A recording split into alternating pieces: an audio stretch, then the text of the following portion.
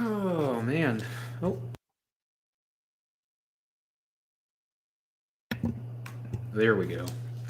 All right.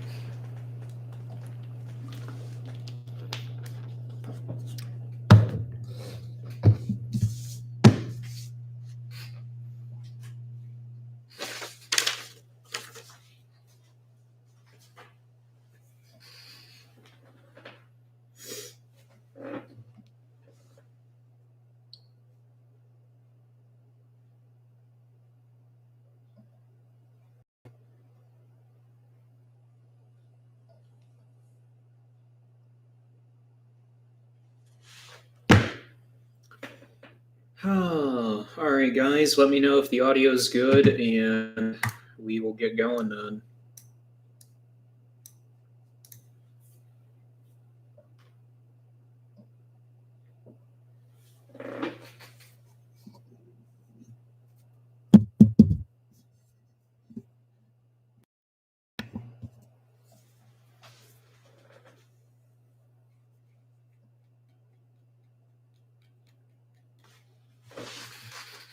I should check on that real quick.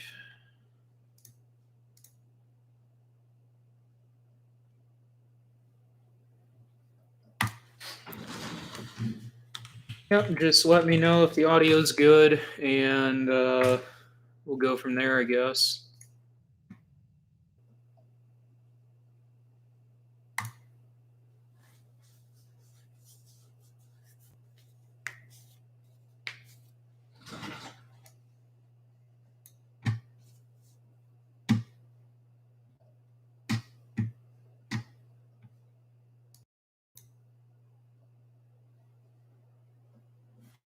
Okay, so what's going on here?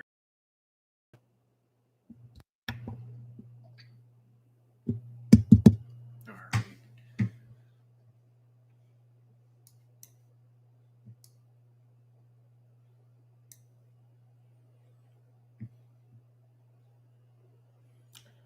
Hey, John, how's it going?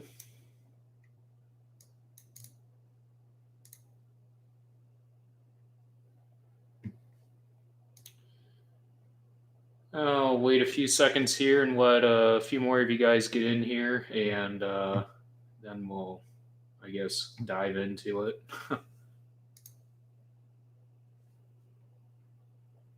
That's what I should look into doing here is the prescriptions.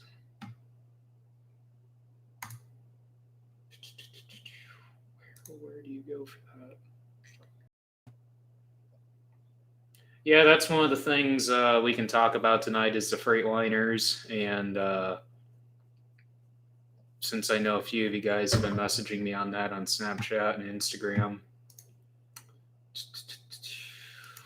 Okay, what is... I like the new John Deere Operations Center update, but then again, I don't because they got rid of the waffle, and the waffle made life so much easier. And now they give you a taskbar, and you can't really you can navigate slightly better in some aspects. In some aspects, you cannot find what's well. Where in the world? Oh, right there. Really? I'm trying to find a prescription creator. I'm going to make a few prescription side dress maps for side dressing this year. Just going to tinker with that. And because, most of our fields we necessarily don't need to, but there are a few fields where it would be in our best interest to consider doing that. So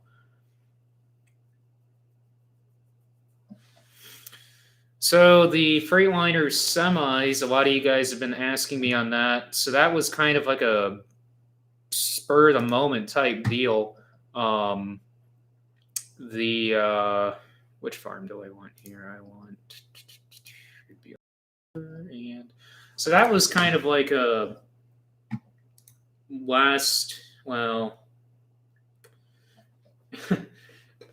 when we had a budget, and we were just going to buy a truck on auction because, I mean, what trucks we're going for? I mean, I'll flat out say it because, I mean, it's not what we paid for them, but I mean, most of the trucks that like what we were looking at were going for like $30,000, and they were kind of like Freightliner Cascadia. Well, not Well, yeah, they were. Some of them were Cascadias. We were after DD15s, Detroit 15-liter Detroits. Personally, we just like the Detroits. Heard a lot of great things about them. We've ran 12.7 Detroits in both of our trucks, so we've never had an issue with them, and we've just heard a lot of great things about the 15-liter Detroits and 13-liter Detroits, and just wanted to stick with the Detroits. But we were just going to buy a truck on auction. There was a few that slipped through the cracks on basically just the wrong time for us to find one, basically either on short notice or either too far away because we wanted to go look at them. And so I just expanded our budget a little bit and just said, let's just go on truck paper and let's just see what field am I even looking for here? Gosh darn it. Let's just see like what like an expanded budget would do, like what trucks we could potentially look at here. And yeah, that field boundary, that would work. So I did that, and just looking at like Freightliner 122 SDs, just because an SD would be, or 122 SD would be really awesome to have. And no, I don't want to go to 2012. Average yield. Hold on 1 second. Yeah, average yield the past couple of years. No, not 2020. All right, we'll do that. So 122 SDs, I mean, I guess I didn't really know this till we started looking into them. Neither did Dad. 122, still not entirely sure what that signifies. Okay, is it loading? Yeah, it's loading. But the SD stands for severe duty, and basically I just thought the looks of them, and so does Dad. Dad actually really wanted a classic day cab, which a classic day cab from Freightliner is few and far between, literally, even on truck paper for sale. But I found one, and later we found out they had two more, these Freightliner 122 SDs down there in Mayfield. And I knew this was going to be a really quick deal because the one was listed at 63,000 miles, which I just couldn't believe it. And for the price that they wanted for it, I knew it was going to move fast. And we called down there, then talked to the guy, still didn't quite believe it, and called him back the next day and talked to him more on it, and found out that the second truck, because we said, if they're going to go for that price, that that we would just buy them both and just upgrade a truck, because I mean, we weren't necessarily wanting to buy two trucks and upgrade, sell one and have three trucks then. I mean, we were just wanting to buy one truck and run three, but we figured just kill two birds with one stone there at that point, and especially with that kind of price. And the one truck had 30, how many miles was on that truck? So the second truck that we were after, that ended up getting sold, had 54,000 miles on it, and it looked just like that gray one that we've been working on. And we called him, and he's just like, yeah, we have that. There's only one truck. We're like, gosh darn it, we told you we were interested in both of them. And he's just like, well, we moved on that one. He's like, I still have the one with 63,000, which is the one with the blue fenders that we got. And he's like, we've got that. We've got another one. Looks just like it. And we're like, really? He's like, yeah, last one in the whole fleet that I bought, because this guy bought a whole fleet out of Texas of, I think, 15 or 21. I can't remember that. 21 might have been the Peterbilts that he bought, because he bought like, I want to say, what were they? 379s. I'm not too familiar with the Peterbilts as I am Freightliners and Kenworths, but I believe they were 379s, I want to say. And they were selling the Peterbilts for $75,000, and they had the same amount of miles. I mean, they were coming out of Texas, but so they were selling those for significantly more than what these Freightliners were, but they were taking them and customizing them basically however you wanted. Why can I not find this field? Irrigator, right there. So he goes like, give me a second and I'll tell you how many miles is on it. He's like, I think it's like 352. And he told his son to go and check it out. And then he came back and he's like, yeah, 36,000 miles. We're like, 36 what? He's like, 36,000. It's just like, okay, this is interesting. So Dad was all the way down there because we told him that we were definitely interested in both. And he's just like, I've got a guy coming on Friday, because I think that day was Tuesday. He's like, this Friday I got a guy coming. We're like, well, we can't make it out till next Monday or Tuesday. He's like, I'll tell you what. He's like, if you give me like, I think it was like $1,000. I believe it was $1,000 deposit, 500 on each truck. He's like, I'll hold them. And I'll hold them until you guys come down here and look at them and give me the yay or nay on whether or not you want them. And we ended up doing that. And he ended up asking us later if we wanted to paint the fenders on that truck in the meantime before we even looked at it. And we're just like, no, just leave it the way it is, just because it's like, we don't, one, know if we're even going to do this. And two, it's just like, they don't need to match. But we went down there and yeah, I mean, they were everything like what they were in the pictures. It was unbelievable. And yeah, so really, really awesome deal. I definitely work with those guys again in the future. So yeah, DD 15 liter Detroit's it's not the biggest Detroit. It's not the 16 liter. But we wanted a 15 liter at least, just to get over that 500 horsepower bump there. But let's take next one. Let's just work with that. They're currently set at 455. The one's governed at 70. Well, the one I drove back was governed at 70. Which absolutely sucked when you're passing people on 69. That was terrible. Well, on 69 and on 57, both. My God. But the blue one's governed at 75. ECMs are both set at 455s. I know a lot of you guys were asking me about the rears. The rears are 373s, which we believe is the exact same as what the T600 is set at. What kind of yield are we talking in those areas? Let's go there. So 168. Biggest issue that's been on these semis has just been getting like, not really parts. It's just more just stuff that we're replacing, like just like, I don't know, like dash screws, like some of the dash screws were missing. We're just like, we just want to replace that and make it look nice.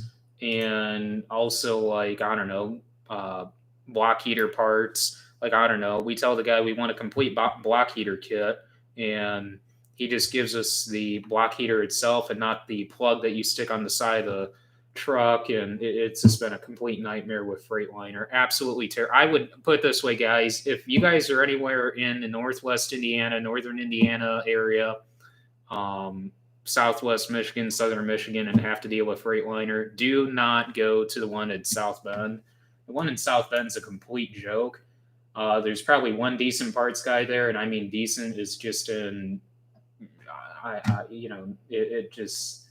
it's terrible. I mean, absolutely terrible. It's just wow. But I don't know. But it's the one truck's done, all cleaned up and ready to roll, hooked up to the one of the hoppers, and hopefully get some time with it. Hey, hey, hey! What are you barking at?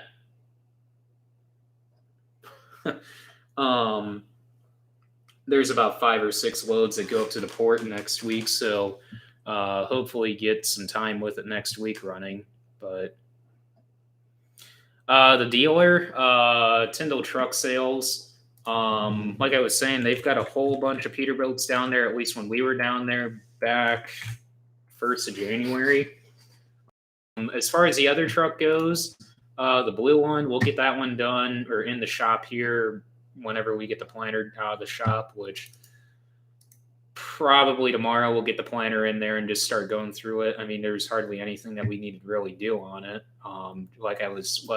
You guys don't know this, but I was saying in one of the videos I was filming a couple days ago, we just got to go through the closing wheels themselves. Not the actual closing wheels, but just the bracket where the spring tensioner is to adjust the downforce on them.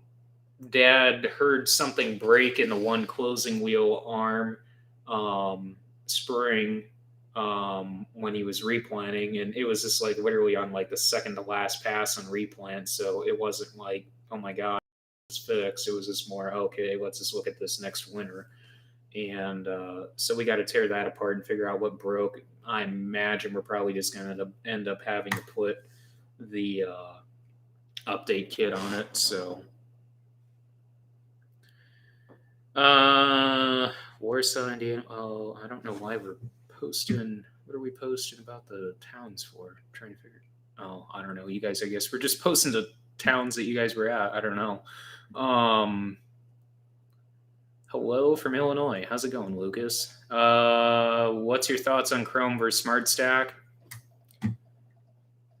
I don't know. I mean, really. So the triple stack lineup on Pioneer's side, AMXT wise. I mean, I guess before it was switched over to Chrome, because before it used to just be AM for doubles and then AMXT for triples on the Pioneer side. And then when they came out with Chrome, which significantly overhauled the yield performance lineup on the triple side, which I guess a lot of guys, we don't plant triples, we don't sell triples just because there's not really a rootworm problem here. We really don't have a rootworm pressure. I mean, if there is a pressure, it's relatively very low. We really haven't seen a benefit of planting triples. Now, some can argue that, oh, geez, there's certain years that you could see a benefit from planting triples. We have never, on our farm personally, we have never seen it. None of our customers have really questioned on whether or not they should be considering to plant triples or not. I mean, doubles is all we sell. But as far as Chrome goes, I mean, there are a couple Chrome varieties I wouldn't mind trying out just for like significant tar spot resistance or significant like there's a 104-day. Do I have it on my notes right there? No, I don't. It's in the book right over there though. But there's what is it on the plot right here? I'm just trying to see. That's interesting. So I think it's a 104-day Chrome that's really strong on drought tolerance, like even stronger than what like 103 or 104 variety, like a 4. Like I think it might be the 421 version Chrome. No. I know 421 Chrome is really strong on target. The AM version though, but there was a 104-day, I know, that I wouldn't mind getting some plot seed on to get in our plot this year. That was really strong on tar spot and really strong on drought tolerance. So that might be something that we'll play around with. I mean, otherwise, I mean, as far as that versus smart stack, I don't know. I mean, in my opinion, is the Chrome lineup's been really knocking it out of the park here lately, just based on yield data that I've seen, both domestic and from other competitors as well. So it's nothing to really slouch on, put it that way. So it's 378s. Wow, that is a really sharp looking 378. That's what they were. They weren't 379s. They were 378s. Wow, he's up the price even more since we've been there. See, these 378s were at 75,000, and he's got a 367 at 69.9 with 39,000 miles, 2012. A 2007 378 Peterbilt with 184,000 for 85.5. 2007 Peterbilt 378. 75,000 miles for 85.5. Another 367, 378, a boatload of 378s down there. Both of those, or all three of those are 4, 5. Yeah, most of those are all sleepers.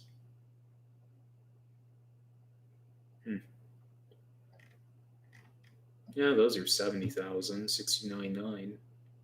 But they all have sleepers, though.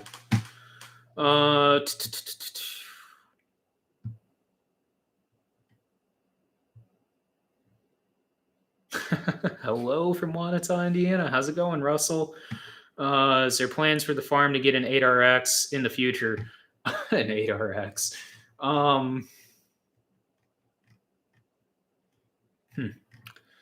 I don't know. An 8R. I mean, put it this way: a lot of guys have asked me on why we don't go back to a 2-track. I mean, it's just because of no-till. I mean, with the berming. I mean, you're like I was, like back when it sold and I was explaining in those videos. It's just it was if we were like moderate tillage or full blown conventional tillage, and I don't know, had soils with 3 foot of topsoil and Cade.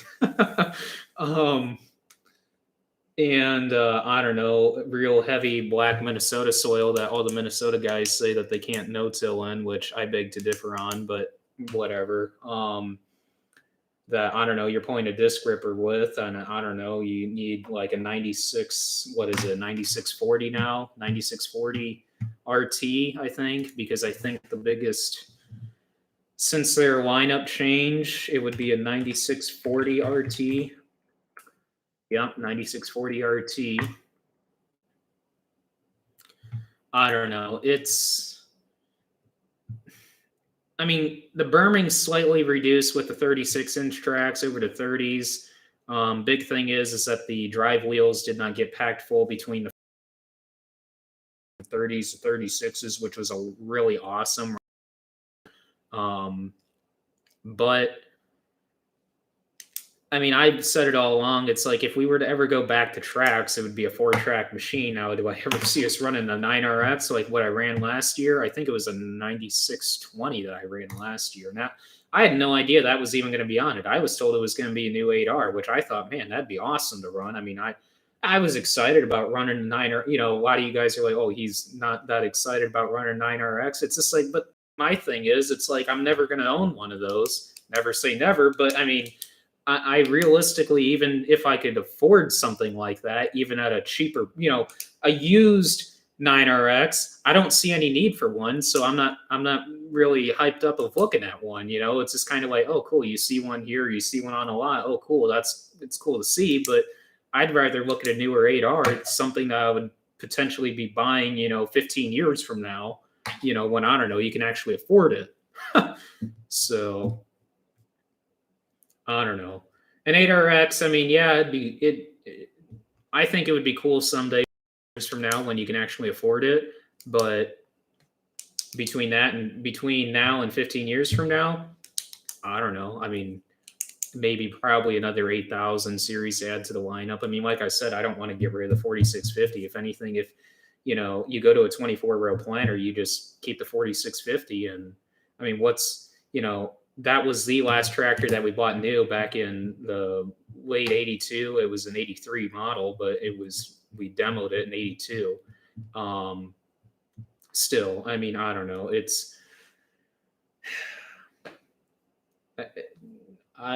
just, to me, it just has sentimental value to me. And, it's just like the 4630 and stuff and the 4430. I mean, even if I didn't have sentimental value, what's a dealer going to give you for it?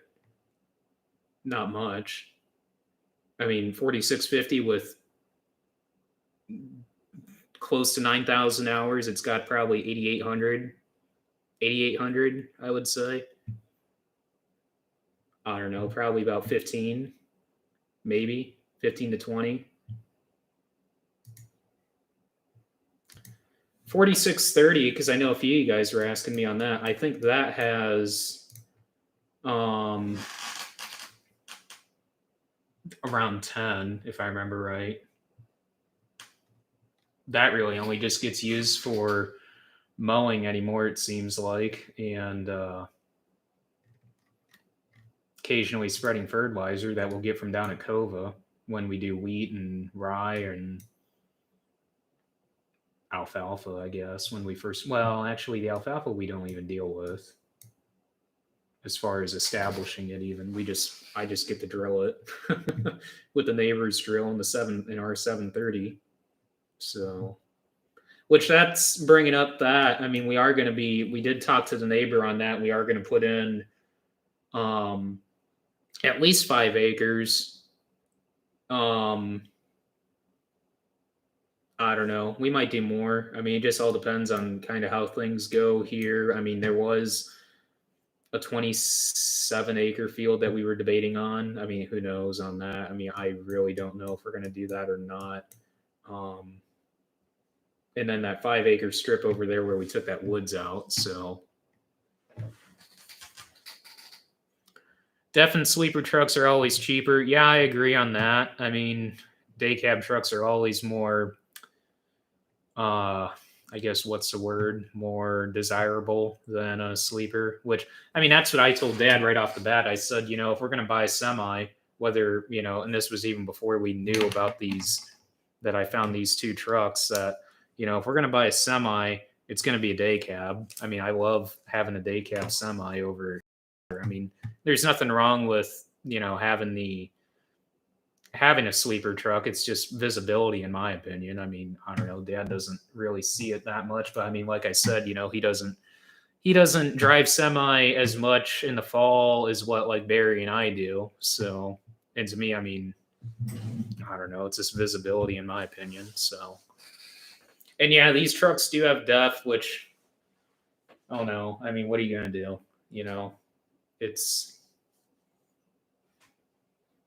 It's just going to be there, from here on out. So,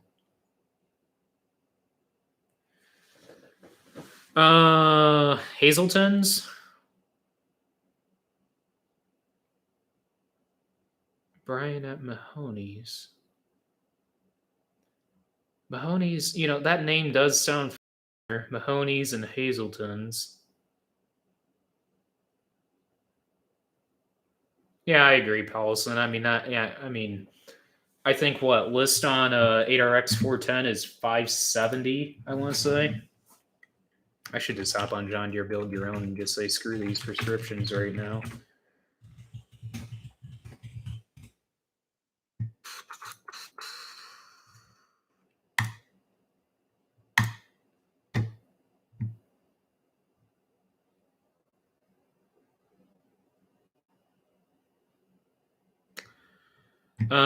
Front end loader, we don't want to break the bank. I would check on Facebook Marketplace, Cade.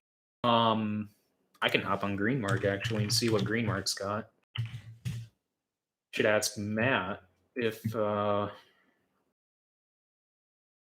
like a 1025R would be cool for you guys. You're talking, I don't know how much though. I mean, that's the problem. They're expensive, stupidly expensive. Anything with green paint's expensive. Anything. Mahoney's and Hazeltons do sound familiar. That name, both names though. I don't know why. I can't even get into used equipment. What's the deal here?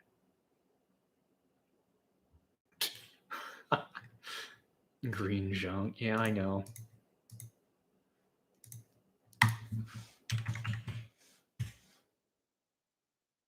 Hey, Mark, how's it going? Yeah, 2017 1025R. I mean, this is just first one that pops up. I mean, obviously, price is going to fluctuate here, but 237 hours, 14.9. Wow.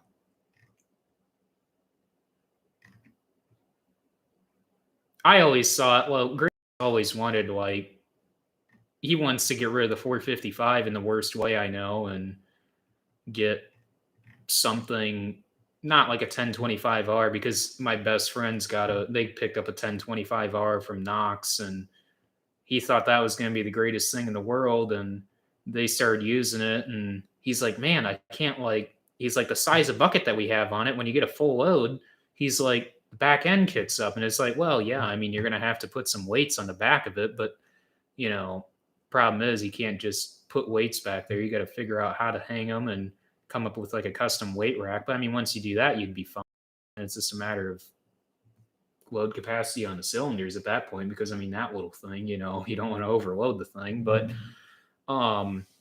realistically, they probably should have got like a 2 or 3,000 series. But Grandpa would always saw like having like a something like that to mow roadsides with and do all this and that with. And it's like, yeah, that'd be cool. But I don't know. I think Knox had one. I think they had, was it a 4,000? I think it was a 5023E, I want to say.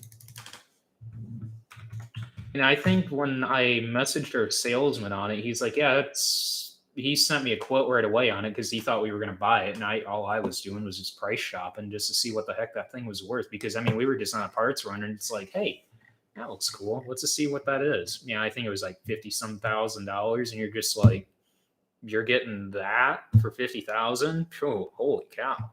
So,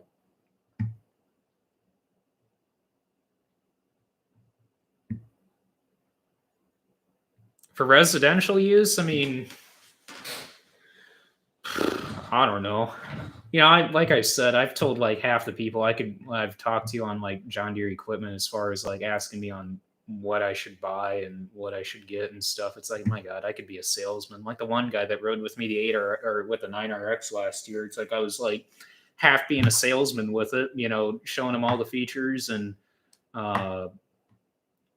short of telling him the price, because honest to God, I didn't know how much that thing was till that night when I looked it up. And I don't know, they only wanted $428,000 for 650 hours for a 2018 9620 RX. So as far as residential use, I mean, I don't know. Just go on Greenmark's website here. I don't know.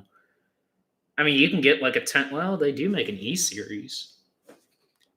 I don't know. I mean, you could look at like, I mean, I don't know if you guys want to buy something new or I mean, like I said, the best thing would be is go on Facebook Marketplace. Facebook Marketplace has a whole bunch of stuff like Kubota's, Deere's. I mean, they've got all kinds of different brands of utility tractors on there listed all the time. And probably this time of year would be the best time to buy something, because there should be a boatload of stuff like that advertised this time of year. So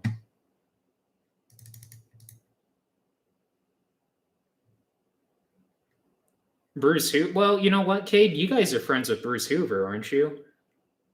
I think. I mean, Bruce would have. That's what Bruce primarily deals with. Hoover up at Frontier. So I would check with Bruce. I would message Brett, but Brett's down in Naples, Florida right now. So.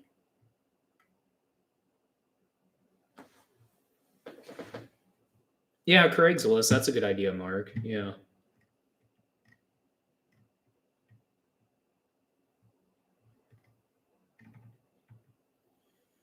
Yeah, I don't know on that, Cade. I mean, honest to God, I don't know on a model or anything like that. Yeah, that's the problem with Craigslist. That's why I've never really looked at anything on Craigslist, just because there's a boatload of scams out there on Craigslist all the time. And you just gotta be careful with that and just sift through that. While I'm on here, I should look at something. So, did you guys hear, those of you that run Starfire 6000 globes, that John Deere dealers can't get those in? Like, you can't, like, if you were to order one even like 3 months ago, um, you can't get a new Starfire 6000 in. I mean, from what I've been told by internal people at Greenmark, it's because there's a COVID issue, and I don't know, they have a part on back order for all these globes, and they can't manufacture the globes. And I heard what really made Dad and I nervous, which I really don't understand this, why they would be having such an issue with this. Filters. I don't know what dealer it was, if it was a Greenmark dealer or a Castonia dealer. Who told us this? On the filters. It was just last week.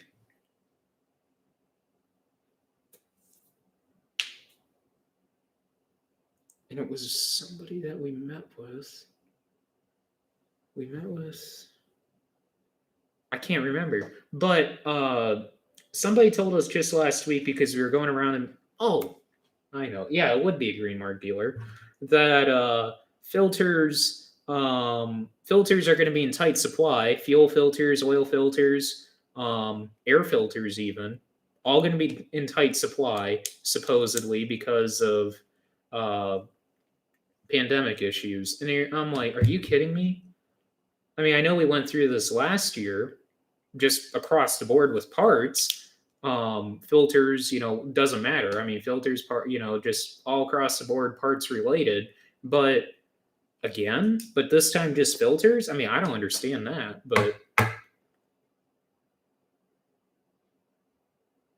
Tractor House would be a good one. Yeah, I didn't even think about that. I mean, yeah. But yeah, that just really concerned me there, that that the one parts guy was telling the neighbor who we talked to, said that it probably would be in your best interest to be getting filters now, because there's a potential that they're probably not going to be able to get them come this like summer or fall. It's just like, are you kidding me? I don't know. It's just, yeah. Yeah, I mean, scams are out like everywhere. I mean, Facebook Marketplace has, I don't know. I've never really bought any. I've never bought anything on Facebook Marketplace, but I've sold a boatload of stuff on there, and I don't know. I like it. So as far as planning goes, same same old. Third, or, well, not really third week of April. It's more kind of halfway, third, fourth week of April, like April 20th ish. Probably I would say probably the weekend 4th will start, like what we always do. Seems like we always start on that Sunday on the last week of April. So, and that's normal for this area. I mean, it's nothing crazy. I mean, there's been guys that have planted now, or actually a week ago, would have been last year, they planted, just putting some beans out there. Then they got froze off because, I don't know, we got snow at the end of March.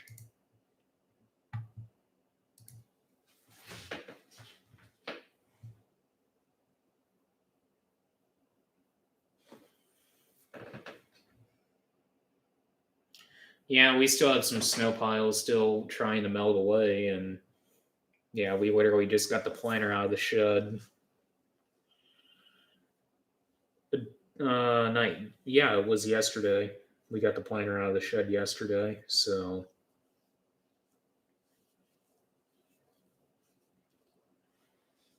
drill is pretty much ready to rock. I mean, that's just grease. Hopefully, we don't have to change openers on the planter. I mean, openers on the drill would be good for at least another.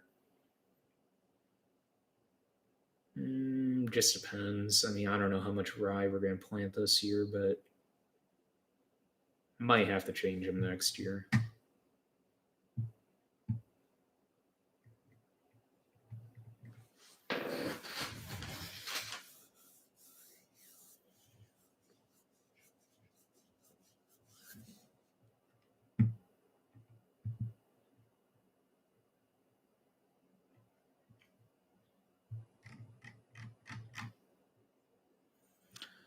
Hey, Tim, how's it going? No, we've got quite a bit of interest going on in the Logan Ag stuff that we're selling. Basically, like I was telling you guys before, the same stuff that we've been using for years now, and been working on a tomato program for all the tomato growers in the area. So that's been quite a trip doing that. Um, I didn't really know much at all about raising tomatoes before we talked to um, our fertility guy that we get all of our fertilizer products. He actually makes our fertilizer products and makes these blends. And the cool thing is with these products, I mean, a lot of you guys are probably like, oh, it's just the same old micronutrient product. But the cool thing is with these products, they're specifically targeted for certain uptake as far as certain needs that the plant requires at certain points in its plant life cycle. I mean, it's kind of such as another really cool thing that kind of sets like these formulations apart is part of the chelation process. You can chelate anything and just slap a label on it and say, hey, that's chelated.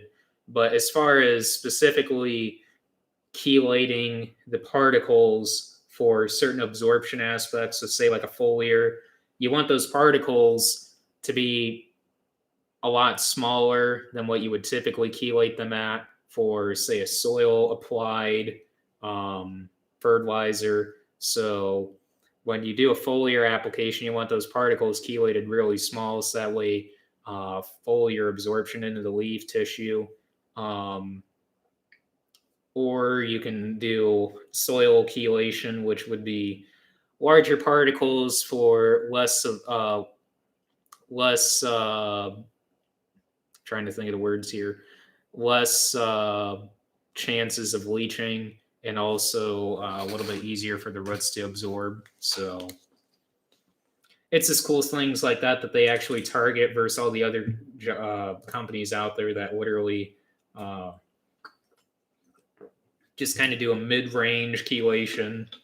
So, and the other thing is a lot of these companies, I'm not going to name any names really because some of these are local companies as well, just have a formulation put together with this many percent of boron, this many percent of zinc, this many percent of manganese, and really it's not targeting much of anything as far as what the plant actually needs, as far as at certain points to do this plant function or do this plant function. It's just more you're low on manganese, boron, and zinc at this range of time. We really don't know exactly what it does to the plant, but here you go. Put this on at a quart to the acre, and let us know if you see any results. And maybe two out of those three things you necessarily don't need at that time, or just because you have high phosphate levels, it's throwing this off, or if you have high potash levels, it's throwing your mag off, and this and that, which in turn throws this off. It's all about balance,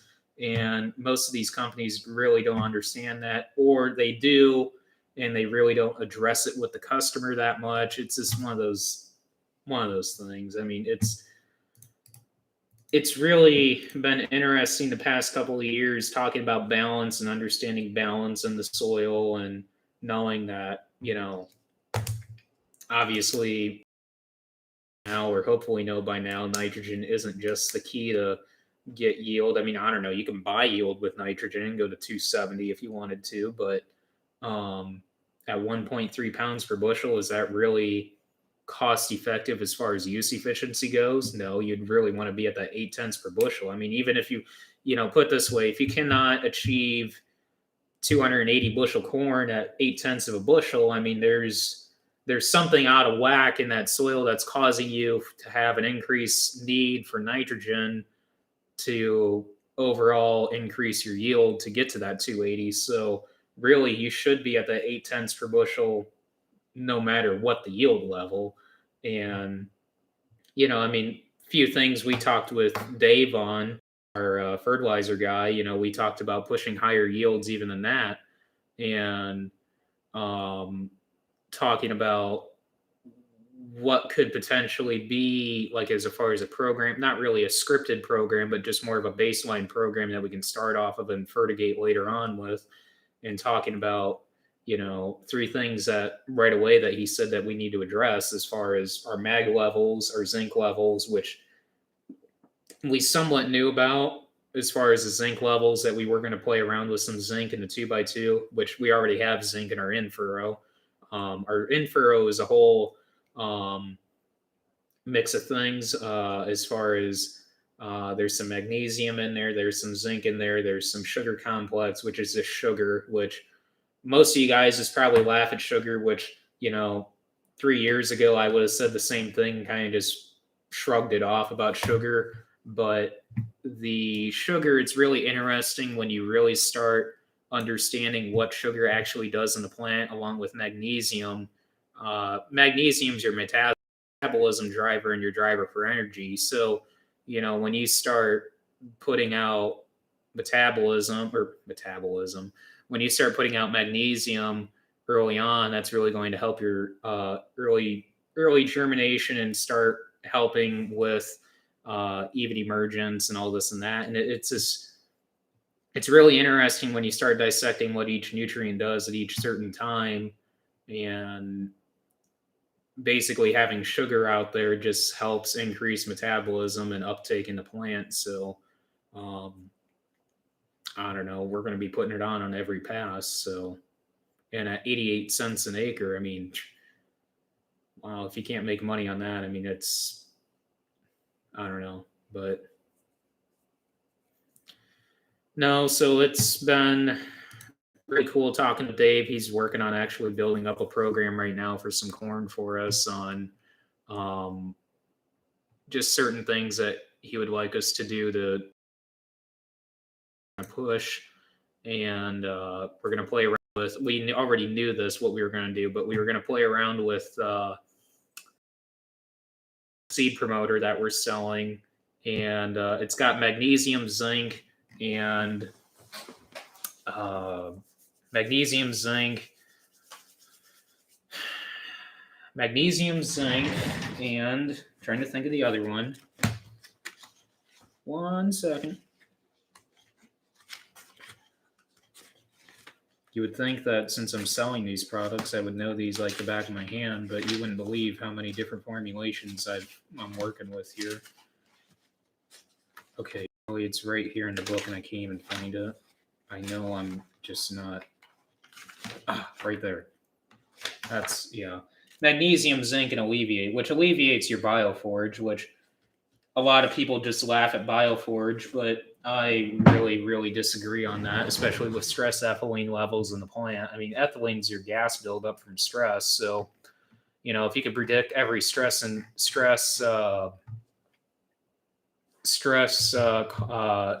on the plant, such as like a drought, excess of rain, cold temps, you know, the list goes on and on.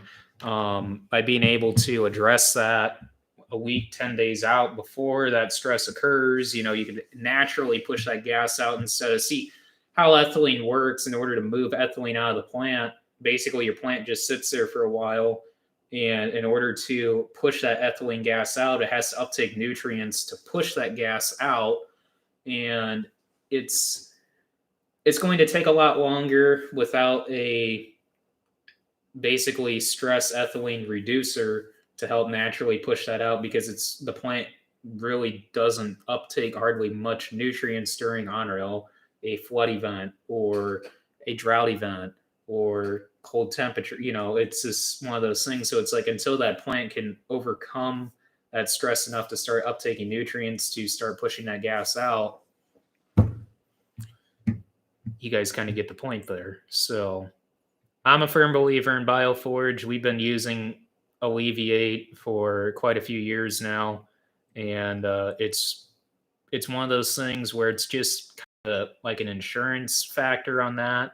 As far as, it's not going to completely eliminate drought tolerance. I mean, you're going to have that, but if you can help reduce that stress or mitigate that stress enough to still retain some of your yield that you're going to 100% lose if you didn't have that, that's huge. So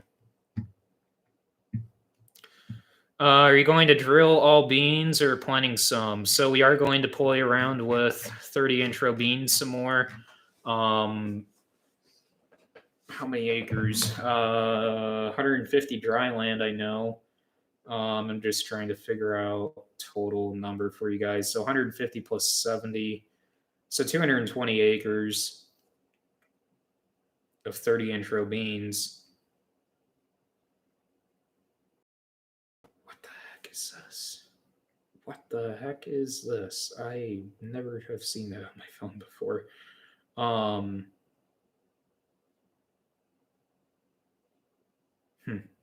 So yeah, 70 acres of irrigated beans and 150 of dry land. Like I've said before, it's just, we would love to go to a 15 intro bean planter, 40 foot to be exact, and set up a tram line on that so we can wide drop 15 intro beans, because we're still going to wide drop the 30 intro beans like what we did last year, and also play around with some stuff through the pivot on the irrigated ground.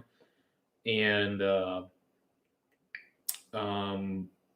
so on that same tram line that we would set up on our 15 intro bean planter, when we go to that, would be get a 120 foot boom sprayer, and then have an awesome tram line there for spraying and for side dress. So because you would just run that same tram line when you're spraying. So that's why we just want to go to a 120 foot boom sprayer. I mean, that's literally the only reason.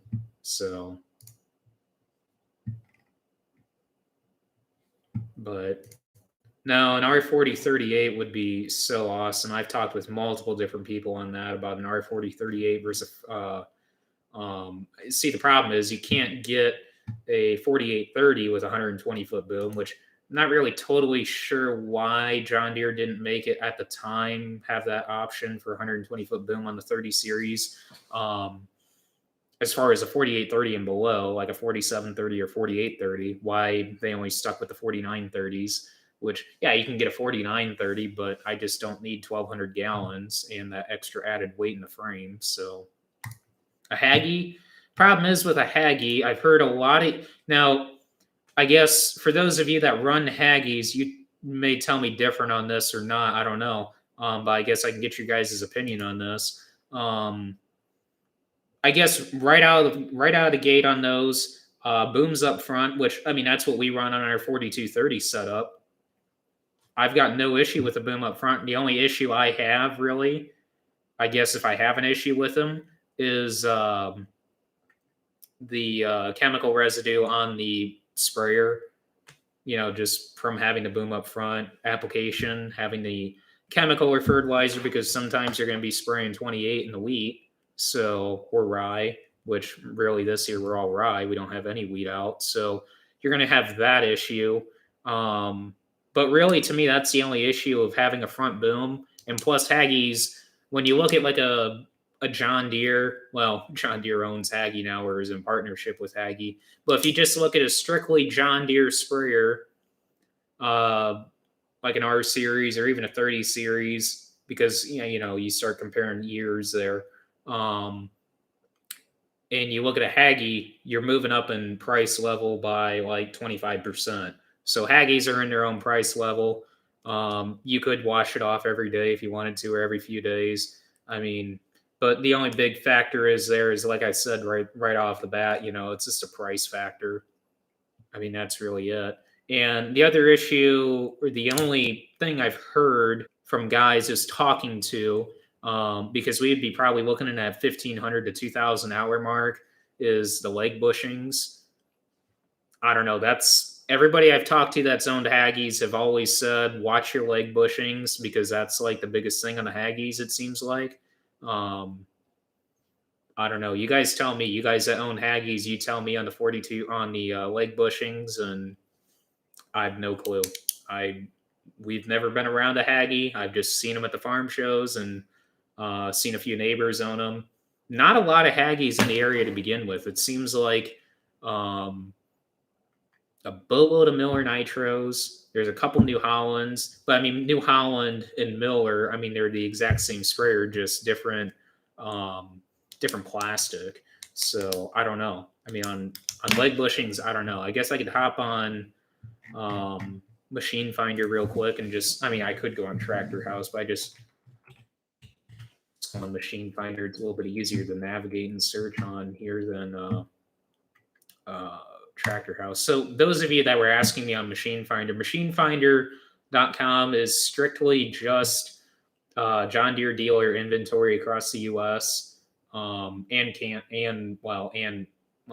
Basically it's North America, because they show Canadian stuff on here as well. So basically any John Deere dealer in the U.S. and Canada inventory. So if it's listed on if it's listed on the dealer's website, it's listed on Machine Finder's website. And this is just strictly John Deere dealer network. So I don't know. I have no clue if Case has something like this or New Holland has something like this. I would imagine. I have no clue. I've never actually tried to look at that, but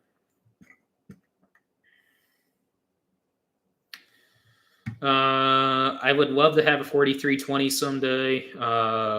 Hydraulic front wheel drive on a 4520.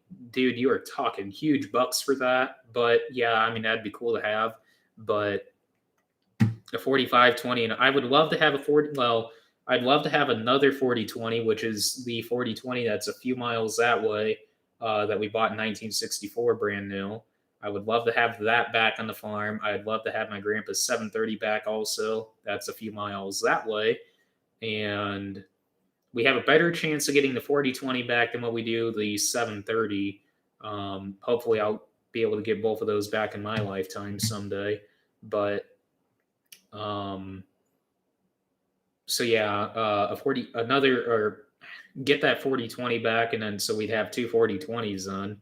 But a 4320, a 4520, and a 4620 would be cool to have. A 7520 would be pretty awesome also.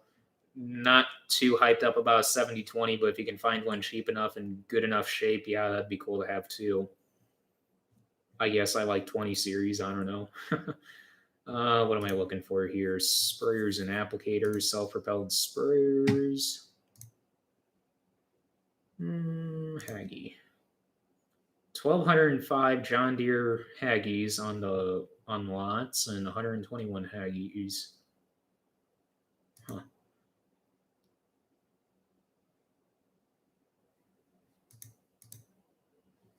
$120-foot boom right there. There's 51 of them.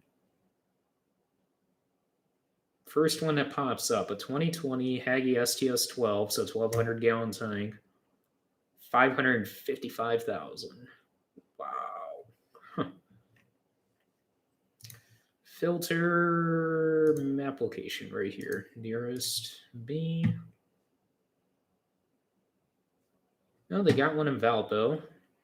$271,000. Just a hair over budget. My God.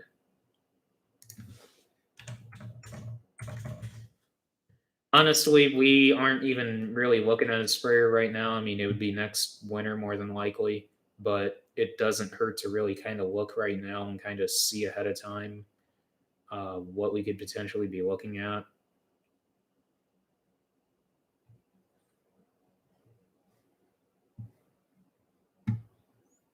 We've talked about that, putting an M&W turbo on that 4020 that we've got now. So fun fact on that, Mark, on an 80/20, we were this close to buying an 80/20, and I think it was, if I remember right, serial number 3. Yeah, serial number 3, because serial number what was it? Serial number 2 burned up in a shed fire. Serial number 1, they did not know where that one was at, but I think this was serial number 3, if I remember right, was just down, I want to say North Judson, I want to say. And rumor has it that John Deere, or rumor had it at the time that John Deere was going to be at that auction to buy it back or buy it. And I can't remember what Dad said. That was the year that John Deere blew all their money on, or at least their allocated budget for stuff like that for purchasing on that. Which, you think it's like, John Deere makes millions every year. If you could even say millions, maybe a billion, I don't know. But billion might be stretching it there. But that they blew out their budget on, I can't remember what they bought that year that Dad said. But anyways, John Deere didn't show up at the auction, and I don't know, I think that 80/20 brought like $21,000, which, you look back now, it's like, my God, that would be $121,000 today, what they go for now. I think the one that Sloan's bought last year, a four-post cab, canopy cab, or just canopy on an 80/20. I think it was factory, and Dad had no idea that they actually made that. He didn't think that was factory, but they claimed it was, and I think that brought $127,000 that Sloan's paid for that, because I was following that Sullivan auction when they were selling that. So, anyways, back to sprayers here. See, the problem is, what would necessarily be in our budget has too many hours on it for what we would want. I would like to have something between 1,500 to 1,900 hours would be nice. 19 is kind of pushing it, in my opinion. I'd kind of like something around 1,500 hours, just because I'd like to keep it for a long time.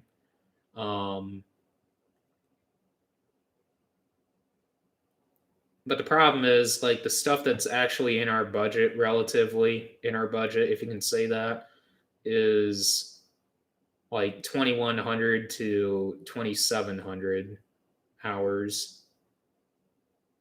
Whereas if I take that same budget for a Haggy that we've got going here and put that onto like a budget for like a John Deere, there's a bunch more that there's quite a few, like there's at least 50% more that are in our budget than what's in a Haggy range. So okay, is that, oh, I thought that said 690,000. That says 69,000. I'm like, 690,000? I've never seen that before. Yeah, plus I'm not really too hyped up about a Haggy. I mean, Dad just complains about how noisy those things are, and yeah, I agree. I mean, they're just extremely loud, in my opinion. The Cummins are. So I don't know. Like I said, I'm not too hyped up about a Haggy. I mean, I'd rather have a Deere and have a rear boom, less product on the sprayer, and I don't know. Like I said, everybody I've talked to has said stuff like a whole bunch of things about leg bushings. There's been a few neighbors that have actually commented on leg bushings on them, that have run them and have had nightmares with them, and I don't know.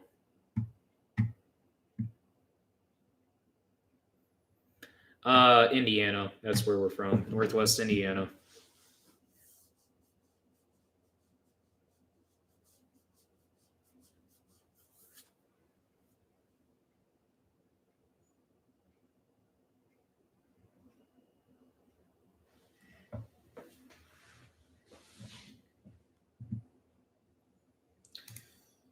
While we're at it, we can hop on here and take a quick browse at some R4038s.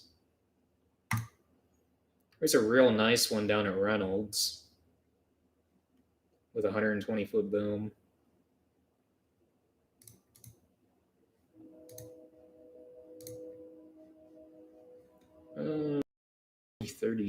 There's 75 of them.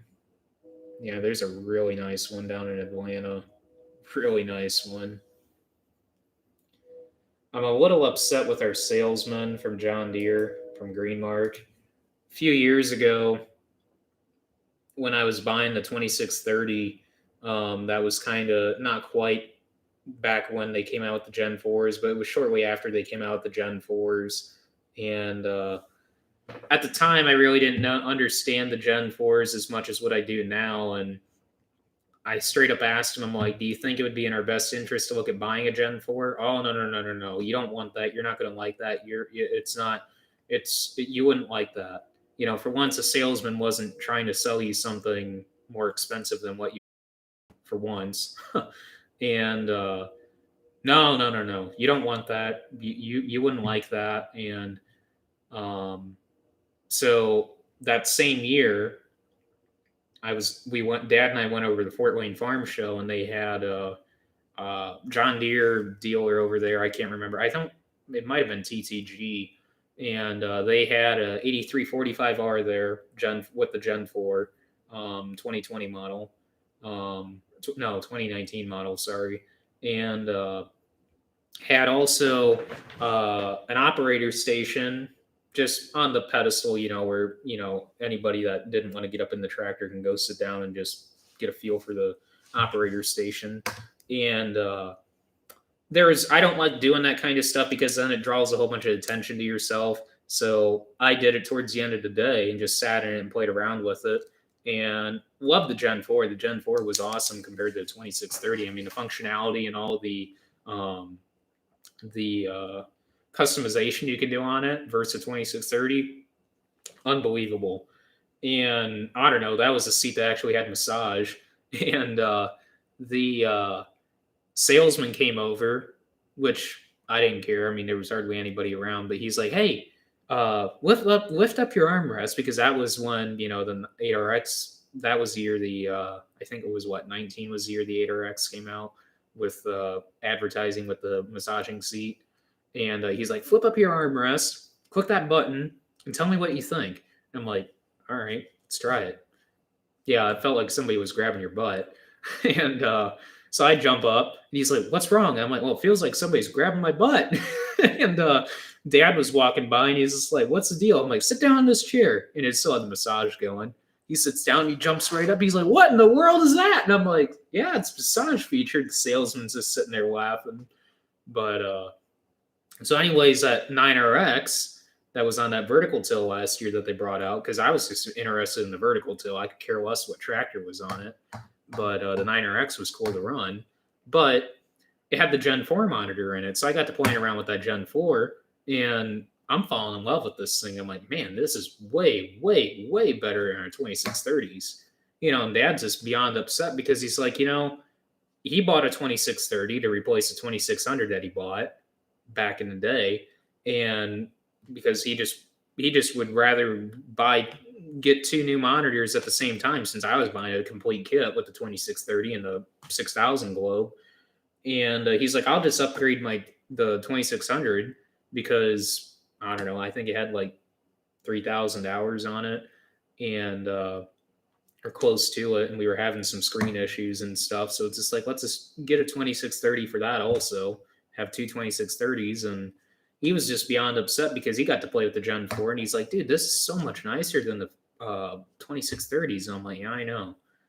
And so now, I think the whole sales thing there was, you buy it now, you buy the 2630s then, and then you find out how much you like it, then in turn create another sale there. And it's just like, really, it just frustrates me there. I don't know. That's just really frustrating. So I'm not going to buy a Gen 4 monitor right now, though. I mean, my God, I want to get my money's worth out of my 2630. But those things, my God, they cost like $5,895. I think that's how much mine was without activations. When you start adding in activations, I think it ended up being $12,000 I paid for that. The whole kit was $30,000 when it was all said and done. Just with the globe and RTK 450 radio and RTK subscription, auto track subscription, or activations, I should say. They're not subscriptions. But, you know, the John Deere sign, the one right there, is that the one you wanted to see, or the one that's on Dad's side of the office that lights up? The problem I have with Gen 4 is it's subscription based. That's the only thing. I mean, that's what he told us, our salesman. He's like, oh, you're not going to want it also because it's subscription based. And it's just like, what's the subscription price? And he wouldn't tell us. He just flat out wouldn't tell us. And it's just like, how do we compare if we don't know the price? And actually, the funny thing is, Castonia's actually covers our area better because there's some dead spots. Like when we go over and custom harvest on the other side of 421, Greenmark can't reach over there.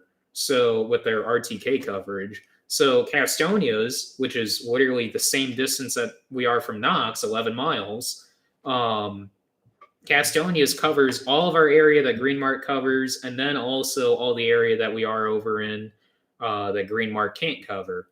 So, and their subscriptions, I think what we figured for the two monitor or the two globes is $450 cheaper than Greenmark when it's all said and done. And it's just like, you're paying extra for what? What am I paying for exactly here? I don't know. Needless to say, we haven't switched yet, but we've got them on a lawnmower sale right now. We'll see how that goes, and if something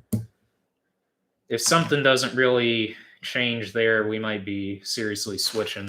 I don't know. It's just one of those things, but I've heard a few people tell me that, Matt. So I don't know. I really don't understand why they went to subscription based, but it's just probably another money thing there. Are we going to start field work this week? We don't actually do any like tillage as far as preparation field work tillage for planting. This isn't the you guys can see that this isn't like one of the original black and I don't know what you want to call this, black and gold signs from John Deere. This is actually a replica of one. So I mean, it's not old, but it's still cool. Yeah, that was on a auction, or not on an auction, a real estate. Trying to think of the word. Barn. Well, it was a barn. Well, it's actually called a barn sale, but yeah, he had a whole lot of signs, and he's like, I asked him for like 5 of, I don't know how many I bought. Actually, there was like 25 signs that he had on the wall, and I asked him 5 of them because quite a few of them I've already gotten, and when he gave me a price on 5, I'm like, that's cheap. So I asked him, it's just like, what's the price for all of them? And that was like dirt cheap for all of them also. And I'm like, I'll just take them all. So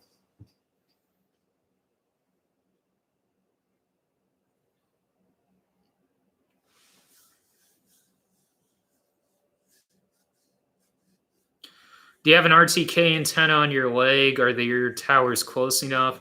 There's a tower at Hamlet, which is about, I would say, 12, 13 miles from here.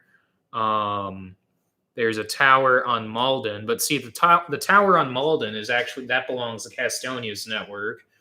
There's a tower down at another neighbor's farm down in North Judson area. There's a tower. There was a tower down at La Crosse at one time, I believe. We don't have our own personal repeater. We don't. I don't believe at one time we ever did, if I remember right. I don't think we ever did, unless it was the early days of RTK. But it was kind of like we were one of the, I wouldn't say one of the first, but we were like right when RTK came out, we jumped on that right away. So we might have did like first or second year having it. We might have had our own personal repeater at one time. But I seriously doubt it. I don't remember that. But yeah, that's true. I mean, I I understand, Matt, on where you're coming from on the subscription base, but yeah, I mean, it's kind of annoying on that, having to pay for a subscription that you think you're pretty well as far as you think you've paid enough for, but they've got you like hook, line, and sinker there. But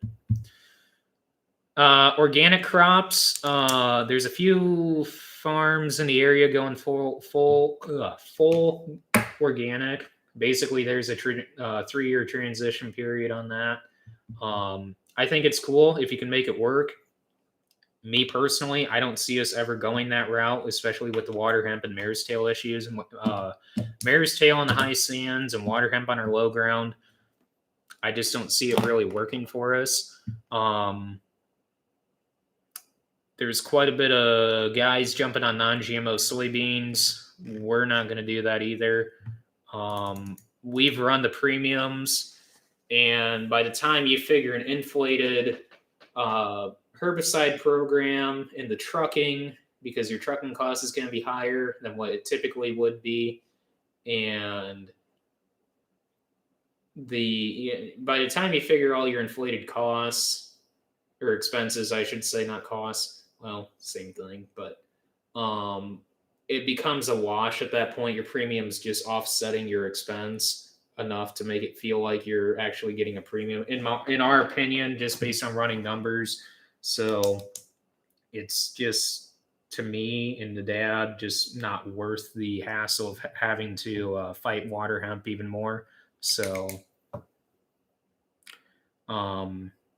yeah, I don't have any intentions, and neither does dad, of going either organic or non-GMO. So there was a nice premium up at Cargill, but like I said, we ran the numbers at the time, and it just didn't make any sense to us to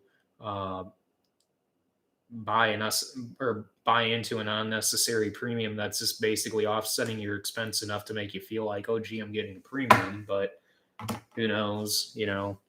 I mean, I've heard as high as $3. I've heard as low as like 50 cents for premium on non-GMO. So on both corn and beans. So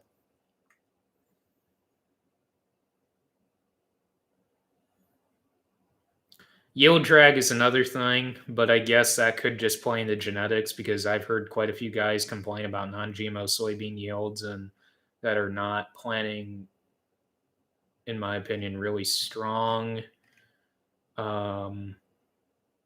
genetics as far as like a strong genetic background or history.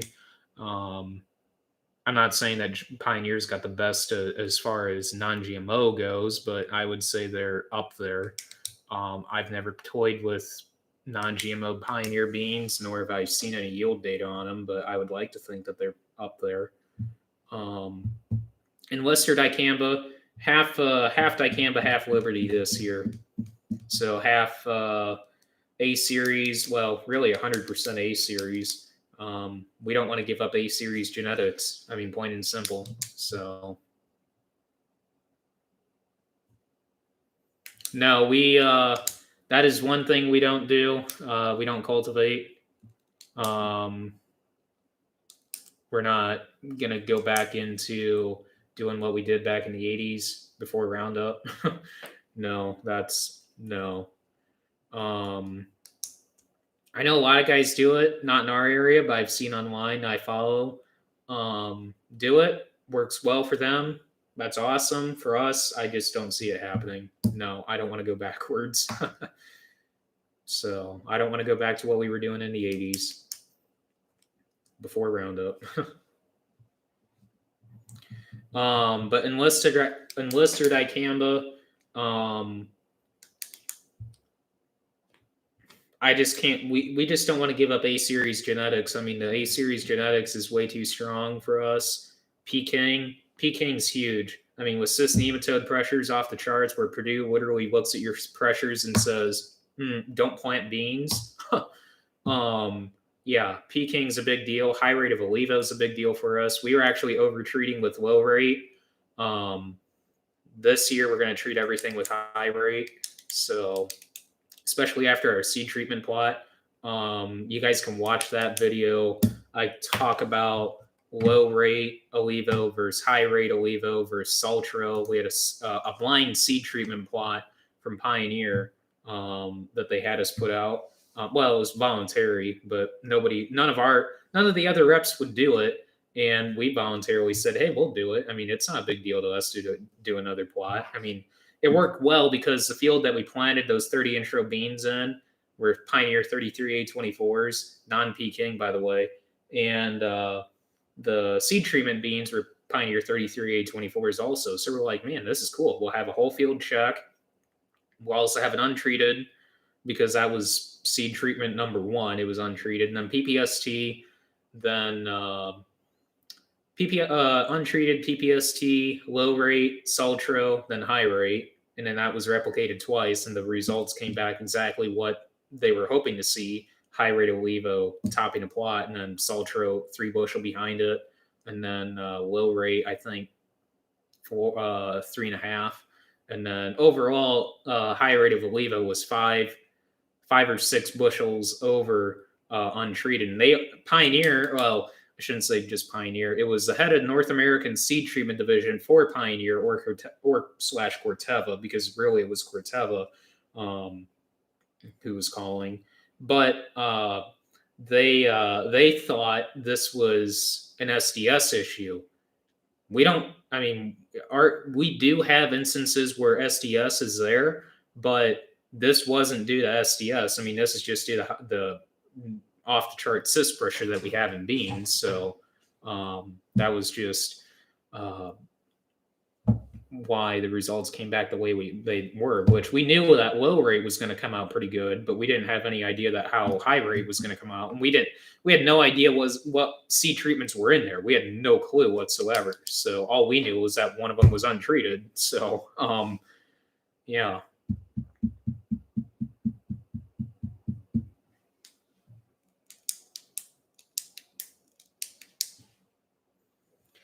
Legally, I cannot say on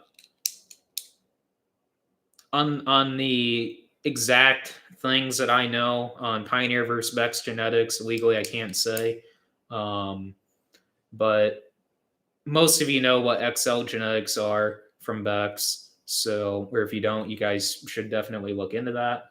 And yeah, that's really as far as I'm going to take that.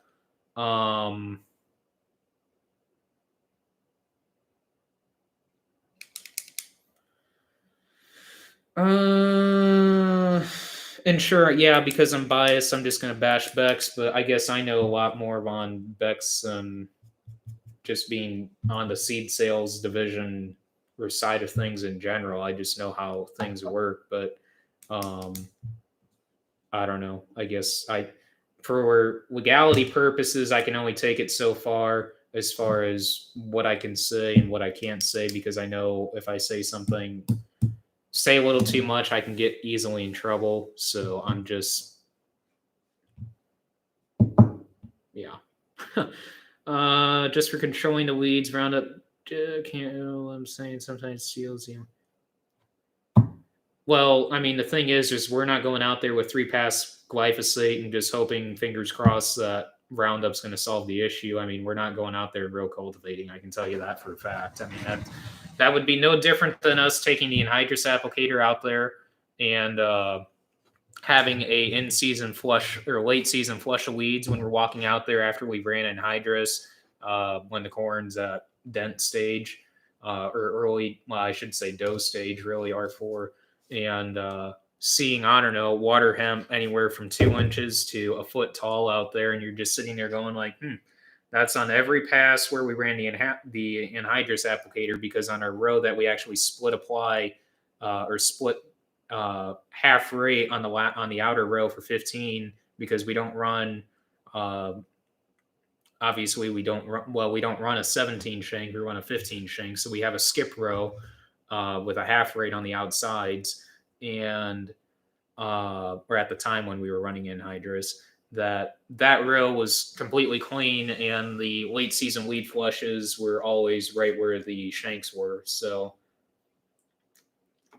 now you can go out there, I don't know, multiple passes and row cultivate. Yeah, I mean, if it works for you, it works for you. That's awesome. But I'm not doing it on our farm, I can tell you that. So, no, we don't do any deep tillage. We're no-till, minimal till. Guys argue on that with me on that situation, but yeah, we vertical till. But I consider it minimal tillage / no-till with the fact that we're not going after soil disturbance with the vertical till. We're going after residue sizing, and that's why we only run a couple inches with that. So.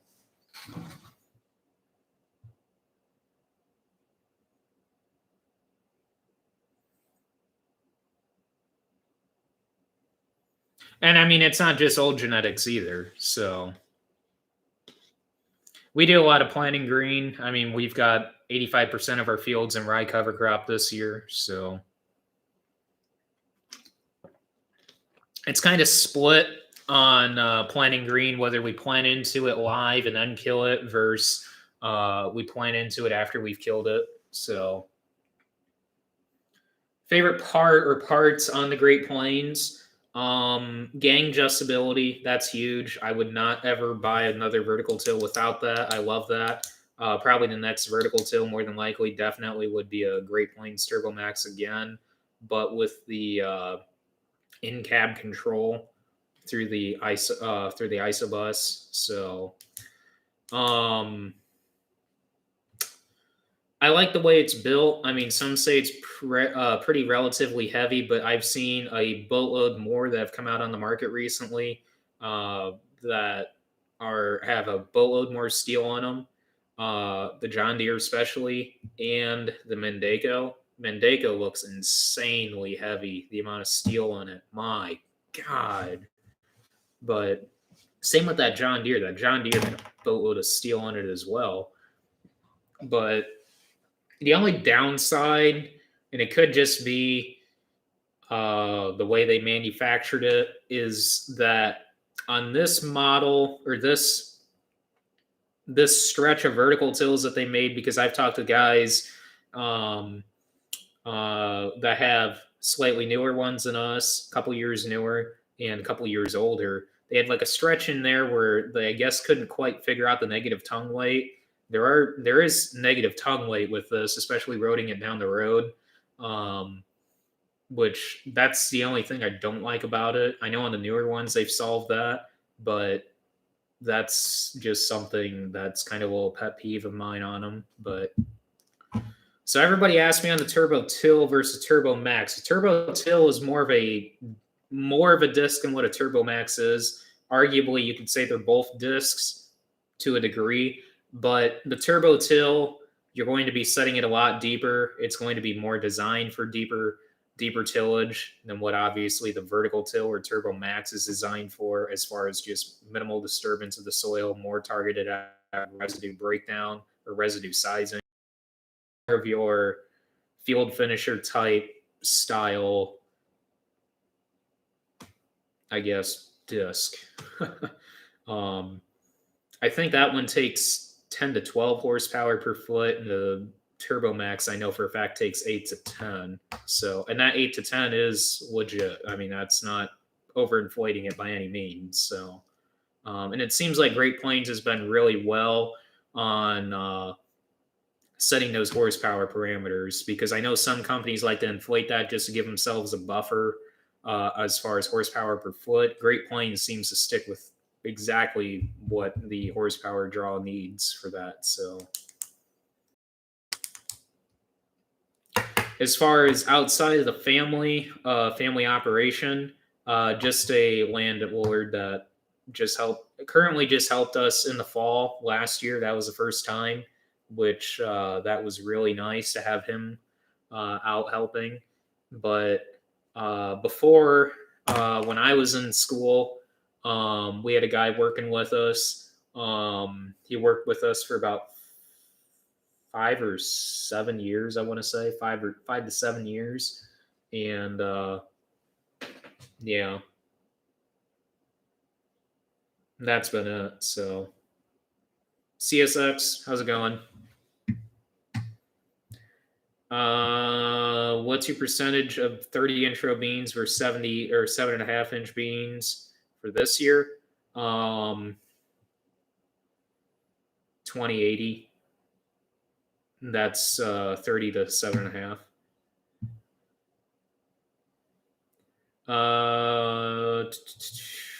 What is the advantages of no-till versus tillable? Meaning, why do you guys do minimal till to no-till for? Real basic, quick response on that would be the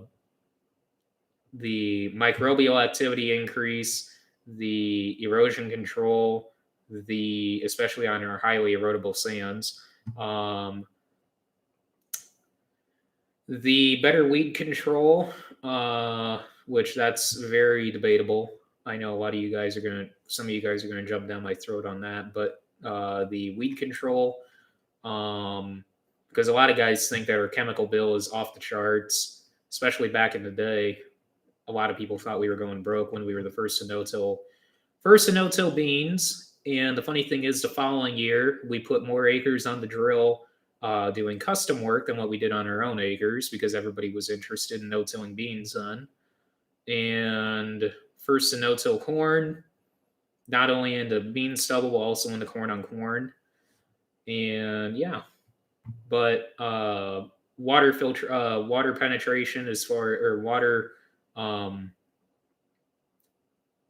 holding capacity, really, our holding capacity, in my opinion, is 1.5 times or more than compared to conventional tillage, and that's proven itself many times over the years. So really, it boils down to a lot of soil agronomics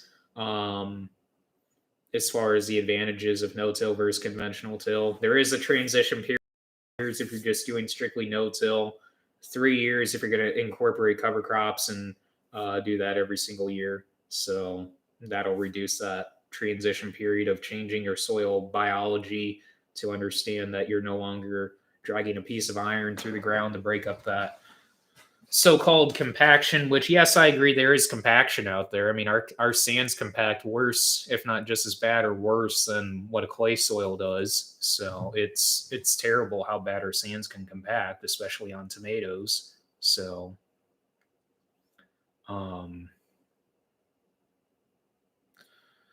we're worried as much as about compaction, probably just as much, if not worse, than some of the neighbors, honestly, because we've seen what the grain cart can do to, like, as far as compaction goes, especially with this type of tires that are on that grain cart. I honestly wish they were 1250s, exact same tires like what we have on the combine. I seriously wish we could just put 1250s on that. I mean, we can, but I mean, it's just money. In some cases, money well spent, but some cases you just cringe at the fact that you're going to spend money on redoing tires and rims, which by the time you figure 1250 tires with rims, I mean, it gets pretty expensive. But which is why I've said that the next grain cart would be on tracks, just for better flotation across the fields, just for better weight distribution, for reduced compaction. I mean, like what Hostler, sorry, just said, tracks. I mean, we could put tracks on it, but I mean, again, that's even more expensive than putting floaters on it. So, which we've seen it firsthand. I mean, we've actually talked about this last year, and I think I've talked about this in a live stream last year as well, when we were discussing this, Dad and I, about compaction with the grain cart and loading trucks in certain spots and trying to isolate compaction a little bit better on the end rows and stuff. So I mean, yeah, we're probably just as concerned about compaction as any other farmer out there that's concerned about compaction, or probably even a little bit more, just because we also have tomatoes that we rent out, or ground that we rent out for tomato production. So compaction is extremely bad with tomatoes. So we do fight that quite a bit on some spots in some of our fields. So, but there's ways around it, especially with cover crops, a natural ripper of the world. So with the root penetration and stuff, we don't do much of annual ryegrass just because of the control. We've never really experimented with it just because of the control aspect, even though there's a little bit better control now on annual ryegrass than what there was in the past. We've just been all cereal rye, but we do get a really good response with cereal rye with root penetration into the ground. So I don't really care for an inline ripper. I still don't believe that with the eliminating the hard pans and stuff like that, we don't really believe in the inline ripping as far as a dedicated must-have pass, which, like I just said, I'd rather use cover crops than put hours on a tractor and fuel consumption and all that and wear and tear on two pieces of equipment at that point, where I could just have a natural root penetration right there with cover crops, which, some of you guys might just think it's diehard cover cropper right there, just green believing, but I don't know. We've been seeing it firsthand for 30 years, so I don't know. We've strip tilled in the past. Did not like the ridging or the ridging that came with it. So we strayed away from strip tilling. We strayed away from that in 2011. We ran from 2007 to 11. So with strip tilling, we did anhydrous, pre-plant anhydrous, which we've been all side dress since we started running anhydrous back in the 80s, and we did some pre-plant starter with it. Didn't see any benefit there either. That's why we went back to side dressing. That's why we just didn't see any benefit with strip tilling. I mean, we probably would have seen somewhat of a benefit with the banding of the dry, but the biggest issue is with banding dry with the strip till is having your own tender setup, having your own capabilities to handle dry, storage, this and that, logistics. I mean, that's what boils down to it. Yeah. 790 and 790i, not totally sure, and I've actually wondered myself as well on that. I don't know. I guess I can do some looking on that, but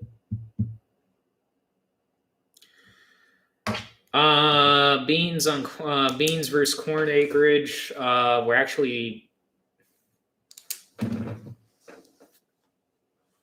I still have to make up planning sheets. More just for variety instance, as far as just remembering this variety goes on this field. It's more for dad's sake really than mine. My memory's a little bit better than dad's, but I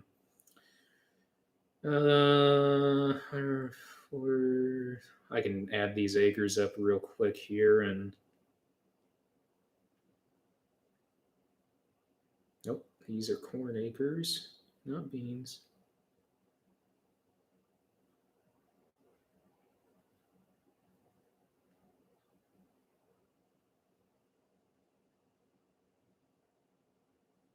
What am I missing? Oh, yeah, duh. So 600, 150, 60.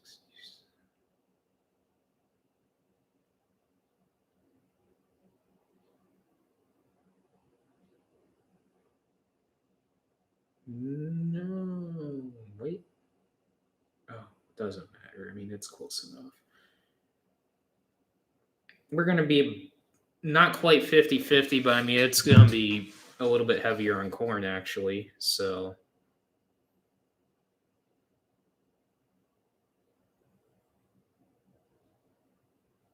I seen them in Australia before, not just 790i's, but like 770i's and stuff.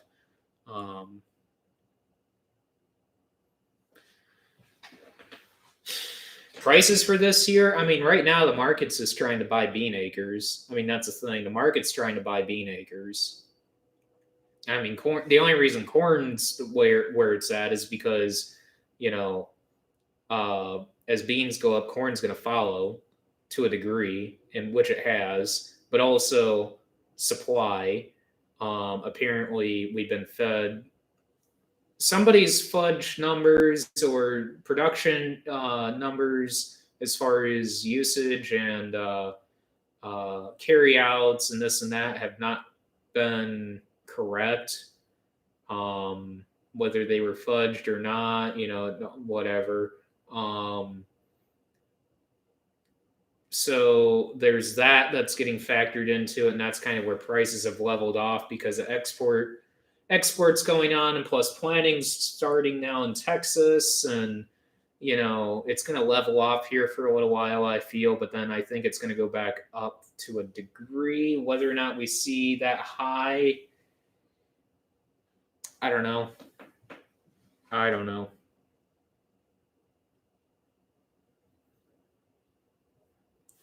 I'm just concerned about input costs. I mean, I know we've got input costs locked in pretty good.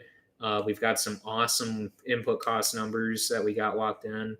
For this year, it's just next year. You're looking at next year's prices and you're like, man, but phosphate price is going off the chart. I mean, it's worse than what it was back in 12. Colts, die hard. No questions there. Bears versus Colts? No, Colts. Brazil, I think, is playing well. Brazil always plays a factor in the bean market, especially. I mean, because they're one of the bigger bean market producers in the world. So,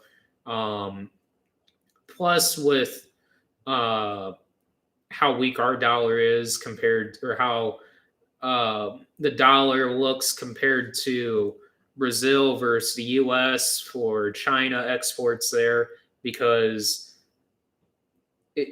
China imports a boatload more beans, or at least at one time they did, from Brazil than what they did in the U.S. So that was a big factor back then, and now that kind of has been reversed with situations going on down in Brazil, in Argentina, and now with production down there and this and that. There's a boatload of factors down there that play into how the bean market is right now. And supposedly that we're going to run out of beans on paper. We very well could. And, we could see bean prices that we've never seen before. I mean, the neighbors got a bet going with an unofficial bet going with me and Dad and a few other guys about where bean prices are going to be this fall. And I half believe that they could be there. So who knows?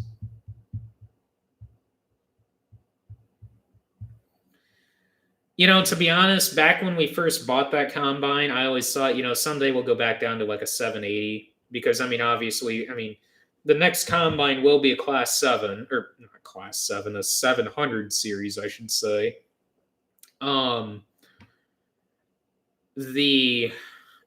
As far, and that's when I said,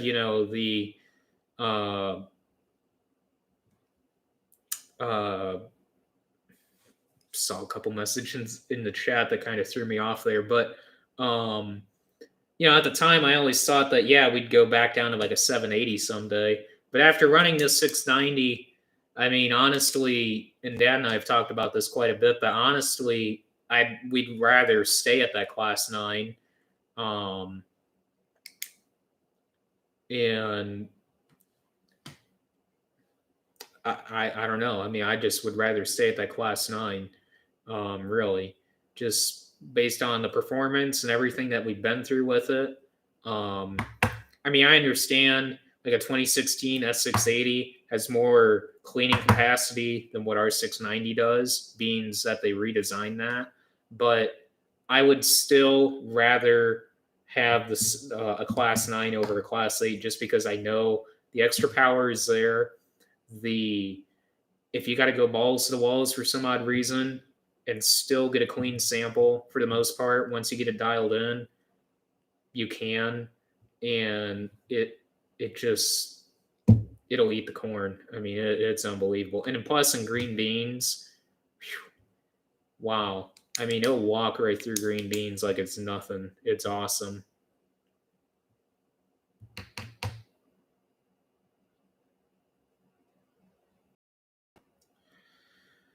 Acuron and corn, going down to the farm show, Syngenta sponsoring the tractor pull all the time. You'll see Acuron, you'll see Triva Pro.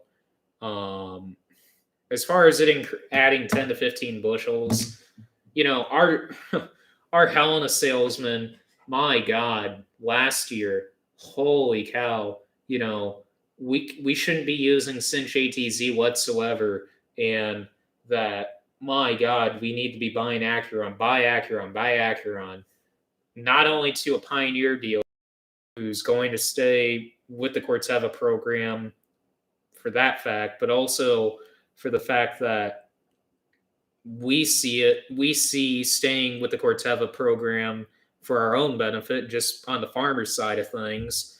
And by God, that we're just insane for not using Acuron. That when we asked him for prices on a corn program, for our corn program that we've been running for 5 years now, that he just doesn't even factor in any Corteva products, and it's all Syngenta and one of the first things on there was Acuron, and it's just like, we want our Cinch ATZ, we want our Realm Q, and it's just like, gosh darn it. But that was last year, for year 2019. 2020, was pretty decent. It seemed like it was all right with what we were doing, it seemed like. But for this year, I don't know. We might be splitting up some stuff just for pricing and stuff, as far as getting some stuff from, most of our stuff from Helena, but getting some of our stuff from here. Our Logan Ag dealer down in Griggsville, we might get some stuff from, maybe just our residuals, but that's it. But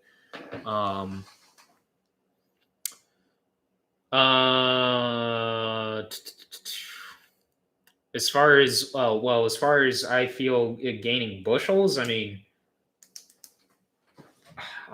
really don't I think half of that's just marketing, and the other half of that is the long-lasting residual weed control that they claim with it, which I don't know. I can't really speak much for it because can't really speak any for it because never used it. So I don't know. I doubt 10 to 15, but unless yields are impacting you, or I guess if weeds are impacting you that bad, then I think you just need to look at your whole herbicide program in general. So we'll run this stream till about 9 o'clock. What are your overall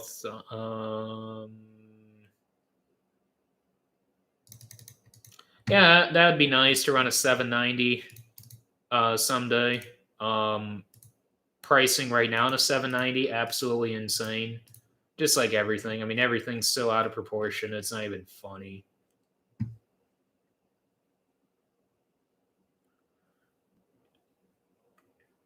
All honesty, heck yeah. an 8RX and a X9, yeah. And a 1500 bushel grain cart to go behind the 8RX and 8RX 410, yeah.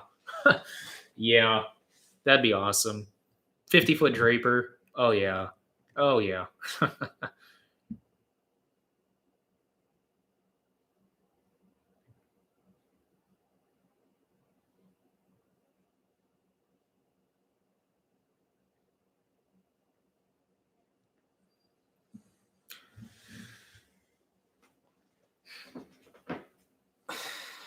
As far as like forward contracting, I don't know. I don't disagree with it. I've been looking at stuff too and saying, we should be almost considering, looking at prices where they are this fall. Well, it's 8:49. The overnight should be open right now. Which it seems like overnight traders versus daytime traders, there's somewhere they're not quite meeting ends there. Overnight seems to get a little carried away. Then the daytime traders kind of trim it back and say, guys, you're being a little excessive. Let's trim that back a little bit. And it's kind of like, I kind of like the night traders over the day traders, it seems like. But I don't know. I follow the overnight quite a bit. Wow. It's amazing how it's rebounded, in my opinion. I mean, it's amazing.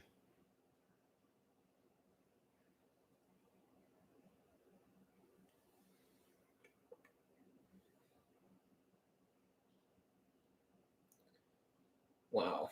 September corn. I didn't think, I mean, I knew this was going to happen, but I didn't think last year that we would see this.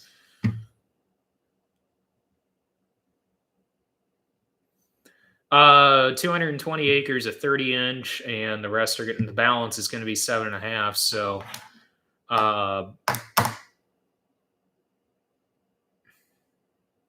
really, so 55 and 60 foot from John Deere. So, Steve, are you like part of like inside prototype testing with John Deere or something? Or are you just talking about companies in general?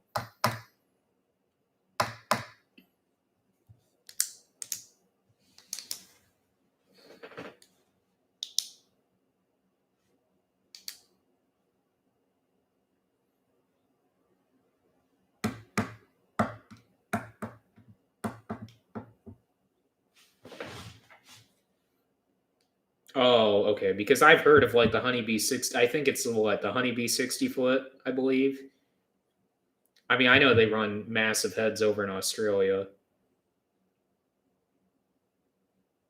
Yeah, Honeybee. Yep.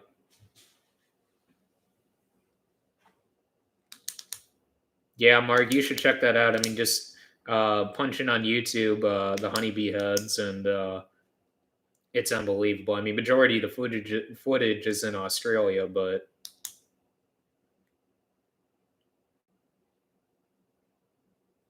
62,000, 42,000 to one bin, and about 20,000 in the other bin. 42-foot bin, and then a 36-foot bin.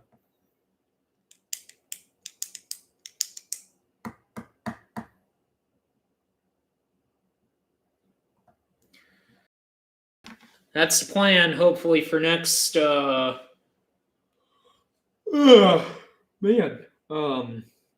That's the plan for hopefully next winter. Self-propelled sprayer. And maybe a 15-inch row bean planter. We'll just have to see. I don't know. Would be nice.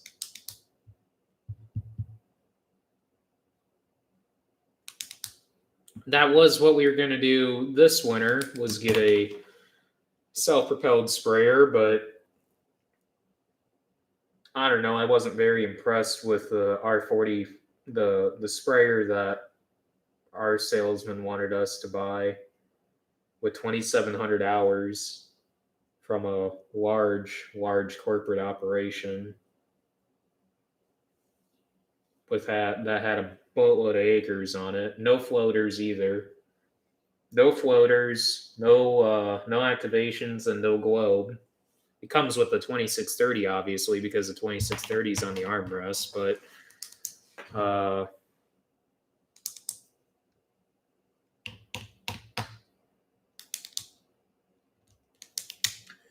the HDRs or the what's the other ones that John Deere is making now? Because they actually make a hinge draper, which I find really funny because they're trying to model after McDonald's, which, in my opinion, I still love McDonald's over Deere's, even with these new hinge drapers. But I wouldn't mind trying a hinge draper from Deere just to kind of see product difference there. And then the HydroFlex, which is your flexible cutter bar. So what's a 50-foot hinged frame draper is $128,000. So the hinged frame draper platform, which is essentially McDon, from John Deere is $115,000. That same head, but better in my opinion. I haven't been up close to it, so I'm just being biased here at this point. But from McDon would be $90,000. So you're talking a $25,000 upcharge just because it's painted green.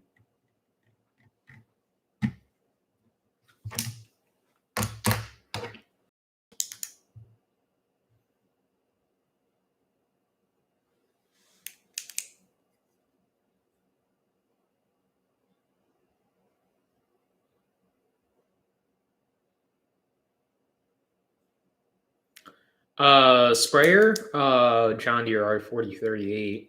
R4038 would be really nice with a 120-foot boom. Direct inject would be, direct inject system would be pretty cool on it, but those are kind of few and far between. I mean, you either order that or buy a new sprayer, which I'm not going to buy a new sprayer. No way. New R4038, we should just look at that right here too. New R4038, even if I don't even know if they have them listed. Yeah, they still have them listed.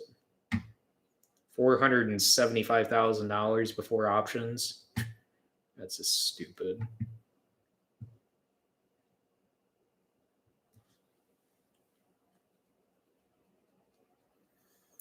Yeah, that's something I was thinking about the other day. Dave was an equipment tour, so I'll get something put together here pretty soon.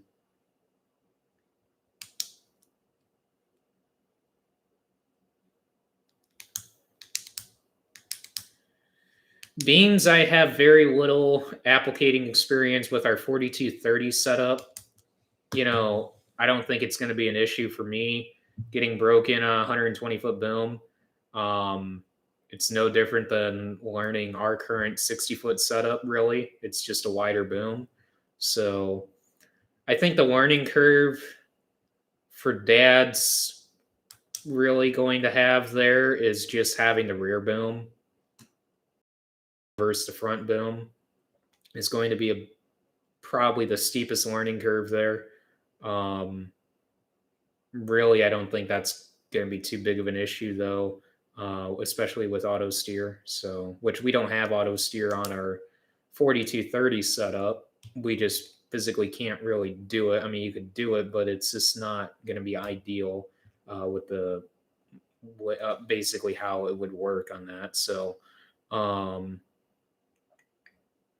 but we do run AB guidance on there, which is just the AB line guidance off of the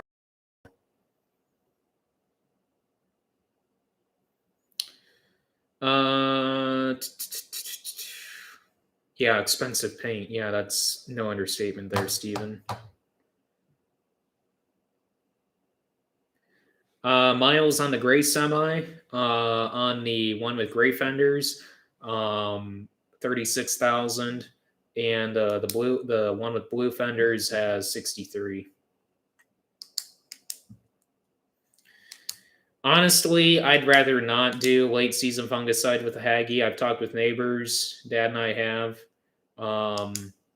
They have Miller Nitros and do their own late season stuff, and they've gone away from doing that, and they've just gotten the plane to do it, which we've always had the plane spray ours, and we've been really happy with coverage, and so have they. And they just said, "Screw it, we're not gonna risk knocking down more corn and rather just have it done by the plane." So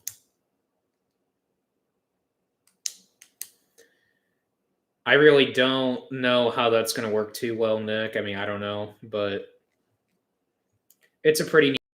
I mean, I knew it was coming because I've heard about this concept for about 5 years now because they bought, what was the company that they bought recently? It was Blue something. John Deere bought this company about 5 years ago. And I'm like, you know what? 5 years from now, they're going to come out with a sprayer that's going to have that same technology. Sure enough, here we are 5 years later, and here they are coming out with a new, I don't know, there's what, 3 series or 2 series of John Deere sprayers now with 3 sub models under it, and you're just like, my God, way to complicate things even more.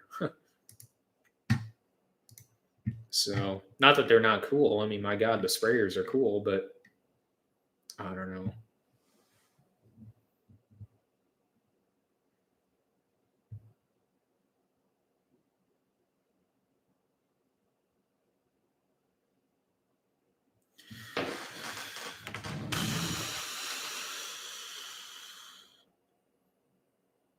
Really, I've priced Exact Apply.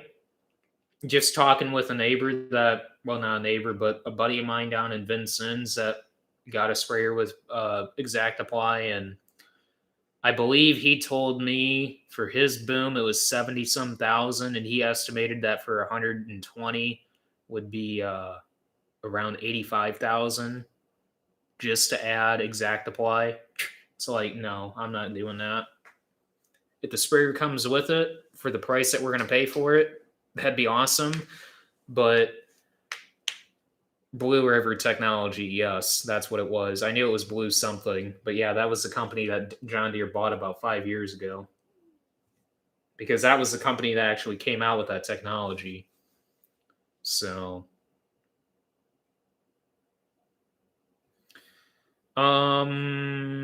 I thought I heard where there is a pre-plant fungicide that you can get to. So, I wasn't going to talk about it in this video.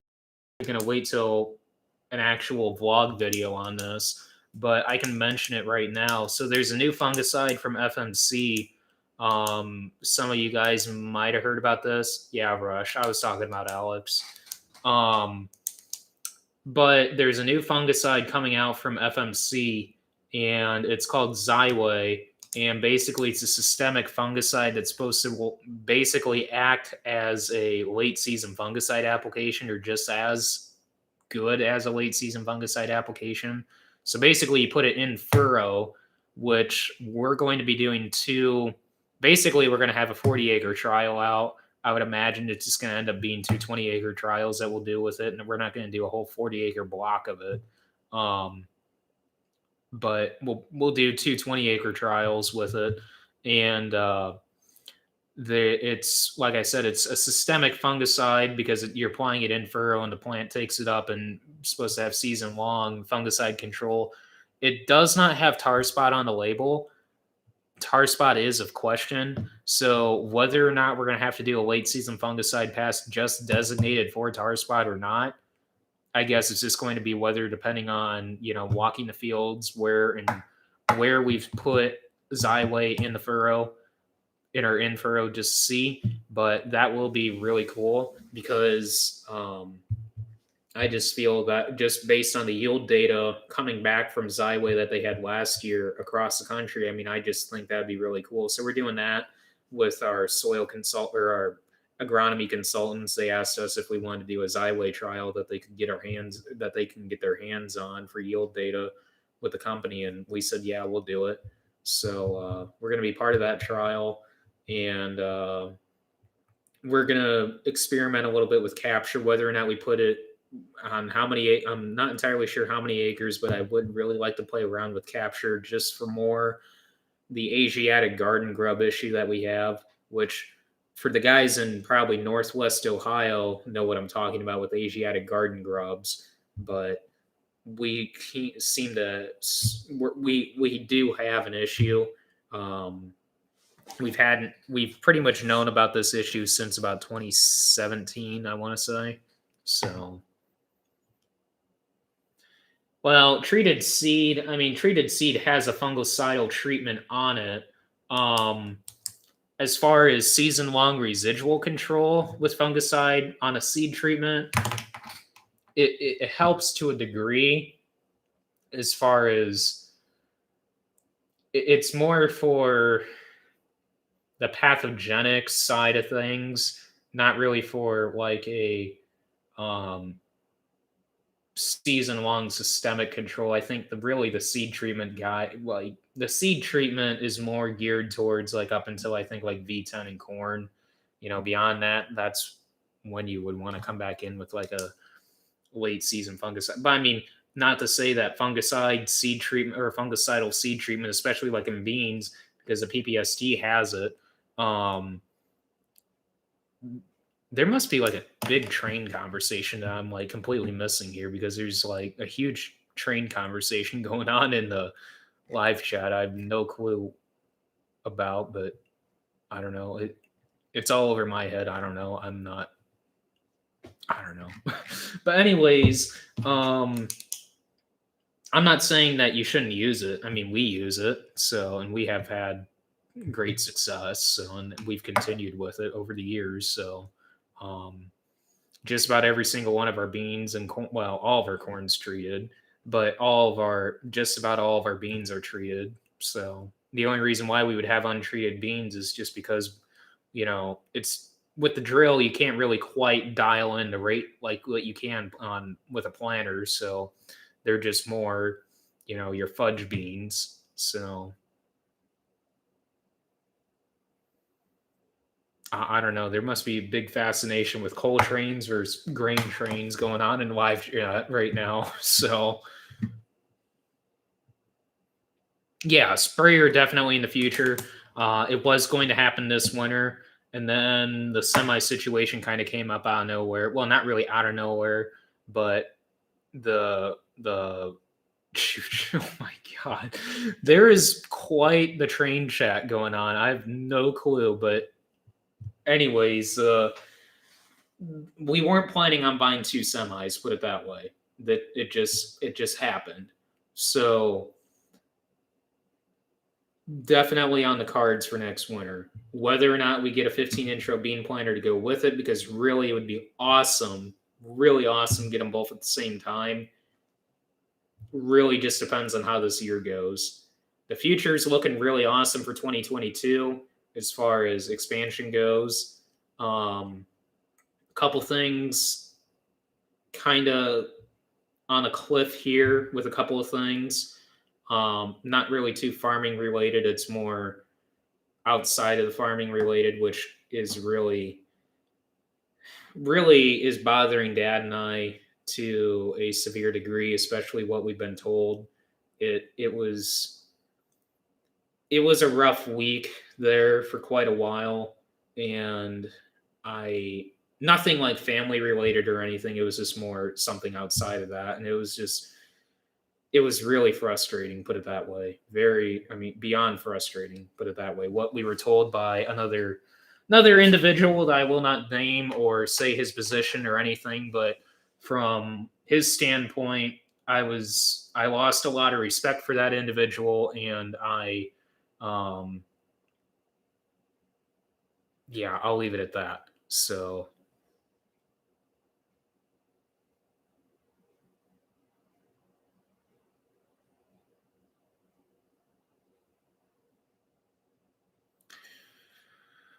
all right. I guess since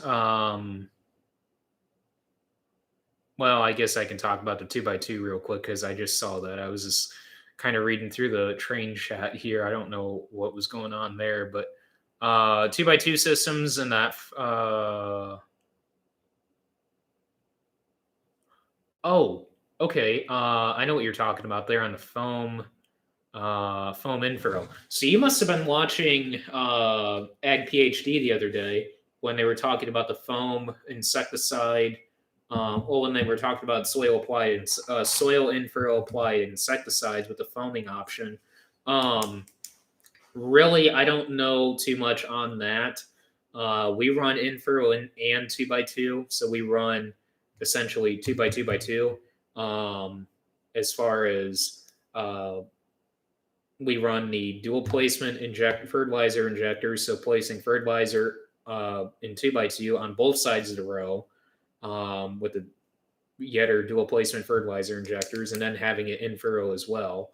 So 2 inches over on either side of the row and 2 inches down, and huge success with it, easily 15 bushel there. But I would highly recommend running both. I know there's a few guys in Illinois that comment on my videos and just can't fathom having to stop and fill up with fertilizer. And there's not a planter without fertilizer tanks on up here. Everybody puts down starter, at least 2x2. We're one of the few that actually have 2x2 and in furrow. So, have you ever looked at the Oxbow sprayers? I was surprised how much they are new. Way less than a Deere or Haggy. Yeah, I think a new one was 330,000, and for what you're actually getting with that, that's pretty cheap. But out of our budget as far as a new one, but if they had a used market, which as far as like the mechanics inside that, I mean, it's a Klaus cab. But I mean, I like the Oxbow. I mean, Dad and I looked at it we were pretty impressed with it, but front boom, but it's an aluminum boom, which is nice. But I could deal with a front boom. I mean, like I said, the only thing I have against a front boom is just the product being on the sprayer. Oxbow. There's only two. Only two listed. So they got 2018 up in Shipshawana with 605 hours for $297.5 out of our budget. Definitely. And because I'm not paying $300,000 for a sprayer. And then another one with 695, and actually it's a year newer, same place up at Shipshawana, 310. Yeah, I talked with Brian a little bit on their Oxbow. I mean, like I said, I like the Oxbow. It's just give me a used market that's affordable. So,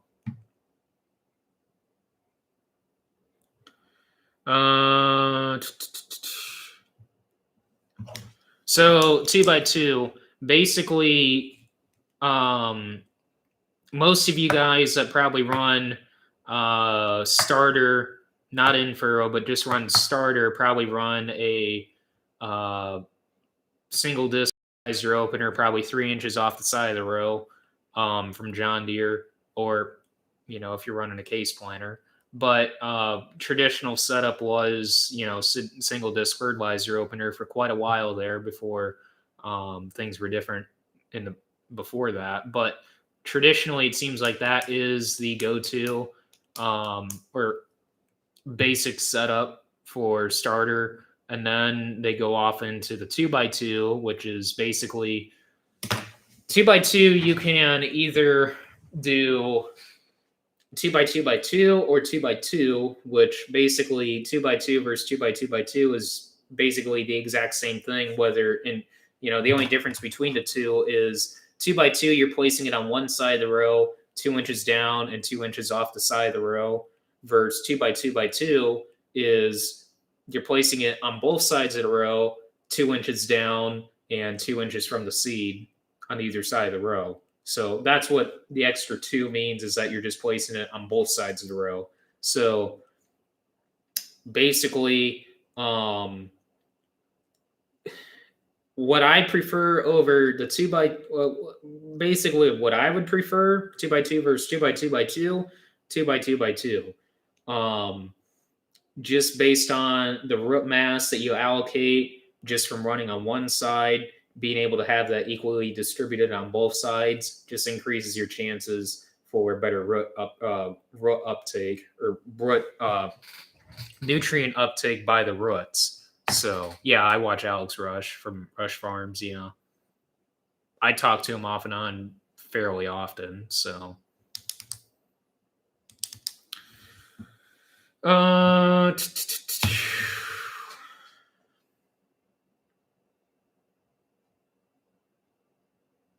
what would I recommend for an 8,000 series John Deere for under 100,000? What are you looking at as far as like an 8,000 series? I mean, you want to go back as far as like an 8110 or 8410, or are you looking at like a 20 series or 30 series? 30 series, you're going to be pretty. I mean, it really all depends on hours at that point too. I mean, you can get a 30 series with 8,000 hours on it for under, like, you can get it for like around 80,000. But I mean, I guess it really just depends on hours and what kind of horsepower and series that you're kind of leaning towards. So, the foam system. I've heard, really the only foam system I've heard of the foam system before the PhD show, and I never really, I don't know, I just never really got hooked on it. I just never really read into it that much more, just because I like either the Furrow Jet from Precision Planning or the Keatons. Whether or not we go to conceal for like a 2x2x2 setup, or continue with our fertilizer inject. See, the only issue I have with the fertilizer inject system that we run is when we run in cover crop, we get a little bit of splatter on our closing wheels when running in rye cover crop. See what Yetter actually did though. So you've got your gauge wheels. Then, well, I'll do it over here. You got your gauge wheels. Then you've got the 2x2x2 setup. Then your closing wheels. What they did was they actually you can put it in two different parts or places, I should say. Because of a downforce system to kind of make it more independent from the row unit itself, that's why when you add that system, it changes the leverage point on your row unit, which calls for it calls for about 100 more pounds more downforce based on the leverage that dual placement fertilizer injector system puts on that row unit where it's positioned. So what we did was we put about 80 pounds of grit, sandblasting grit, that used sandblasting grit from my uncle, who has a sandblasting business here in Wanata, in the insecticide boxes, because we don't run dry insecticide. We don't run any insecticide whatsoever, just whatever's on the seed treatment. So which again, we're going to play around with Capture this year, Capture LFR, which is liquid fertilizer ready. That's what LFR means. Liquid fertilizer ready just means it can be compatible or mix ready with fertilizers. But anyways, the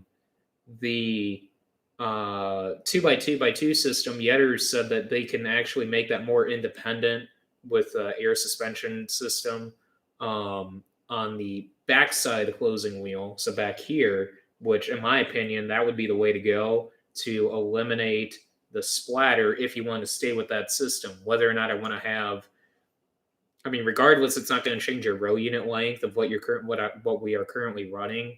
But basically, it's just whether or not you want to have it back there or run conceal, which would be in the gauge wheels, which I would like to see more no-till data on that, really, as far as running in a corn-on-corn situation in no-till on the conceal side of things. I like the fact that it follows the contours a little bit better than what the Yetter dual placement ones do. But really, that's, in my opinion, the only benefit. Maybe a little bit better placement versus the injection nozzle. I know Yetter came out with, and we actually demoed it a little bit the year it came out, prototype demo. Instead of an injection nozzle, they actually had a knife, and we played around with it on the 4-row because, I mean, we just tossed it on the 4-row just to play with it. Dad and I just weren't really sold on the idea on no-till because it just seemed like it was just going to build up too much residue in that spot going through the field. So for residue flow, the knife system for the injection system just didn't seem 100%. So it would work on conventionally till soils, but just for full-blown no-till and minimal till situations, it just, in our opinion, just wouldn't work. So newer than 2002, yeah, I'd look at like a 20 series then. So probably an 8320, 83 or 8420. So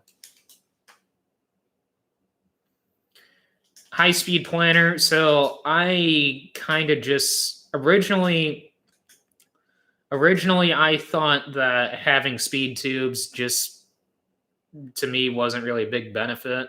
But after talking with quite a few neighbors that actually run the speed tubes, more for better singulation and spacing, it seems like that would be the way to go. And if you need to run 8 mile an hour and still stay at 99.9% singulation, I mean, that would be awesome. So if, when there's a day that you need to run, that speed, you can. So I would put speed tubes on. I mean, when we do in the next few years, when we go to a 24-row planter, which I know that was one of the questions, I was just trying to get to it on a planter. But when we go to a newer planter, it will be a 24-row, and it's just going to be a complete, shebang right off the bat. Putting all the stuff on that we want right off the bat, and not screwing around there.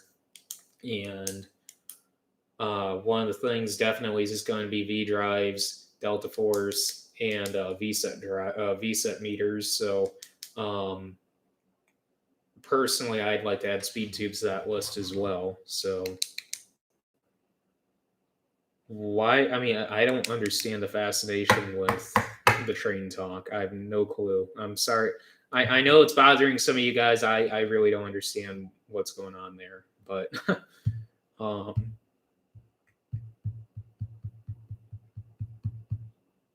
on a spike closing wheel, so are you talking about like the Yetter twisters or um,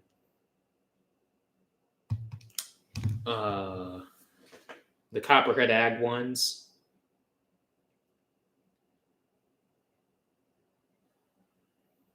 I mean, we've run them both, and the only reason why we're running the Yetters now is just because the they gave us a set basically, and I didn't realize a set meant for the whole entire planter, and we've been running them ever since. And I'm not being biased just because we got them for free, but I'm just saying that um, it reduced the rooster tailing because you'll get rooster tailing with the Copperhead Ags, but having that twist and that spike um, really significantly reduced the rooster tailing with the Yetter twisters. So I would highly recommend the Yetter twisters over the Copperhead Ags. I mean, we still have our Copperhead Ags, but I imagine when we go to a new planter, we're just going to end up selling those uh, Copperhead Ags and just going full blown complete Yetter again. So because I mean that's what we're running at every single row right now is Yetter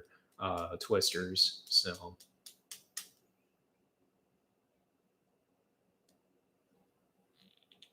on the next planter, Delta Force, hydraulic downforce. So um, currently we run Air Force, but yeah, row cleaners. We run Shark Tooth Yetters right now with the clean sweep option from Precision Planning. So we've got the air adjust. Um, that's what we would run again. I mean, we'll run that exact same setup. So I guess Precision Planning's coming out with their own version of the closing or of the row cleaner with a gauge wheel on it. So it'd be kind of interesting to see how that goes.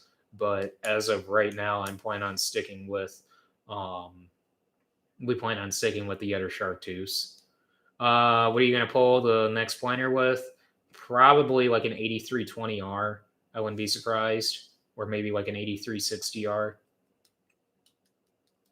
Because by then I hope to have like an 8000 8R 8000 series that is north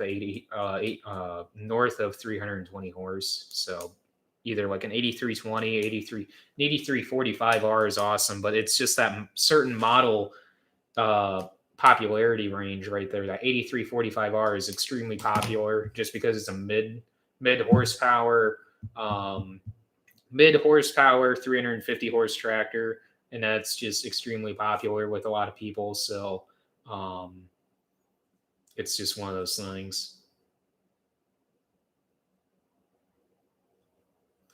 Not too bad. Really, we actually have not done the update kit yet on the parallel arms. Um, I would say if we knew for a fact that we were going to keep the planter for another 10 years, that probably in the next 3, we would probably do the parallel arm kit. But I shouldn't say we haven't done the parallel arm kit. We've done some, but as far as like the wear goes, it's been very good. So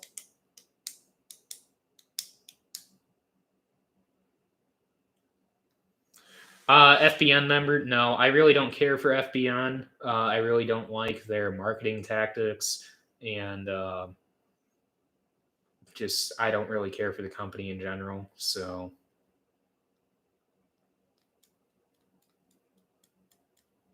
normal head, chopping head just has too many unnecessary moving parts, and for residue breakdown, that's partly why we run the vertical till.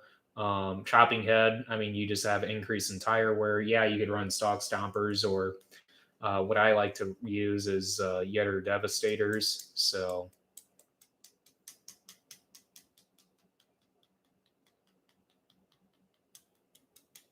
Yeah, I saw that on actually, you know what, Matt? I saw that on TikTok. There's a guy I follow on there that actually changed his gauge wheel arms out with ones for bearings. And I'm like, that's kind of cool. What I would like to have for a bean planter would be a 1790, or if we can justify it, a 1795. 1795, in my opinion, I think is better than a 1790. I mean, you guys tell me. For those of you, I can't remember the name of it. I'll have to go back on TikTok and see what the company was. But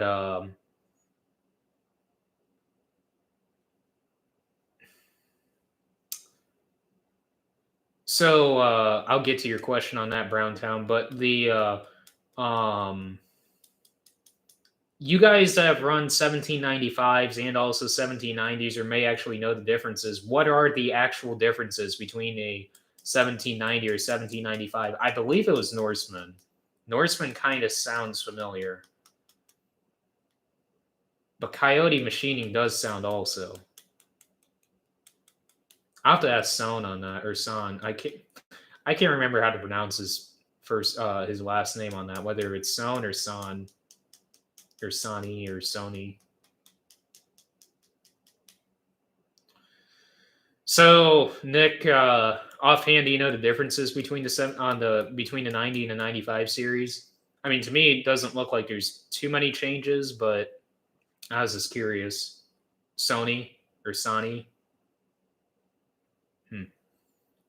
I haven't really talked to him too much. I've watched his videos, but I've talked to him off and on Instagram very little. But an 8360R would be awesome. As far as regular just decomposition or VT or mowing or leave it, I mean, we used to chop stalks with a mower for many years on corn acres, just because of higher yielding corn. Sunny, okay, I see it. Okay, that's cool. But yeah, as corn yields continue to trend upward, I mean, we started on corn acres mowing or chopping stalks with a mower, and then we wanted to go to a vertical till to better incorporate that residue a little bit better and size that residue a lot better. And I'm a big fan of the vertical till on corn, especially on corn acres. Just a lot more updated. Yeah, that's what I thought. I mean, it's just more a lot of small things that they just updated. That's kind of why I kind of want to lean more towards the 1795, just because I know if and when we buy a bean planter, we're going to keep it for 20 plus years. I mean, we're going to put precision stuff on it as well for beans and do like Delta Force and I mean, I'm not saying we're doing that right off the bat. I mean, eventually that would be my goal to put that stuff on there. But when we go to a different corn planter, that is what we're going to do right off the bat. Put V drives, Delta Force, do the whole precision shebang and everything that we ever wanted on the planter. So, high speed disc from John Deere. I doubt we would ever run one of those. I feel that just moves a little too much more soil than what we would want. Because I'm strictly wanting residue sizing with the vertical till. So. Like TrueSet, you talking about Browntown? TrueSet from John Deere? Because I played around with TrueSet with the vertical till that I demoed from John Deere last year. I was very impressed with it. I mean, you could do the same thing with Great Plains as ISO control. So.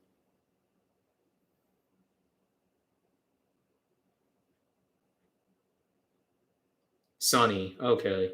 I gotcha.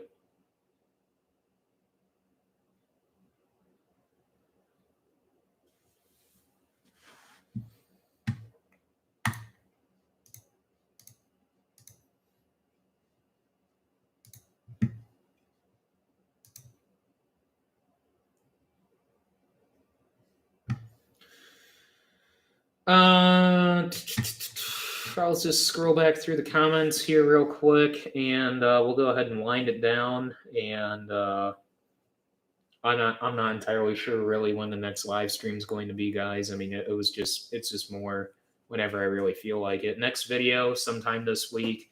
I've got how many videos do I have sitting here that I could edit?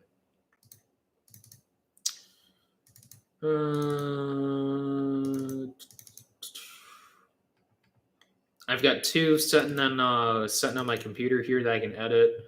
I've got 1 more half filmed on my GoPro right now, so roughly 3 videos. 2 confirmed, 3rd one coming. Equipment tour definitely before planting season. I know I've been promising you guys that for many months now, and yeah, I'm definitely going to make some effort into that and get that out for you guys because I know a lot of you guys are interested in that. So,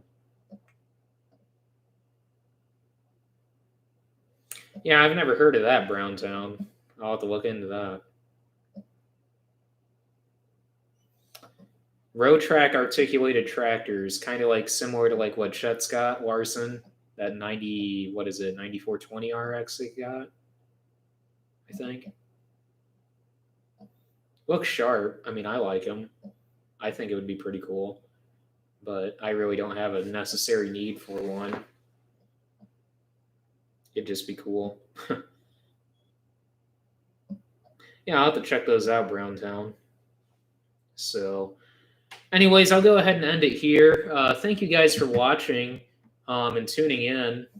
Any subscriptions and likes and all the comments are much appreciated. I like doing this kind of stuff.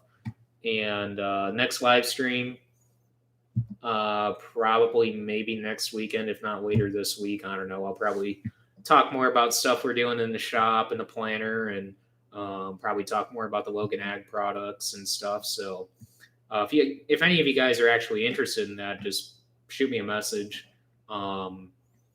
Would like to have you guys relatively close that are interested. I hate to say this, but I really don't. I can't really personally. I can't deal with somebody like in Missouri or North Dakota or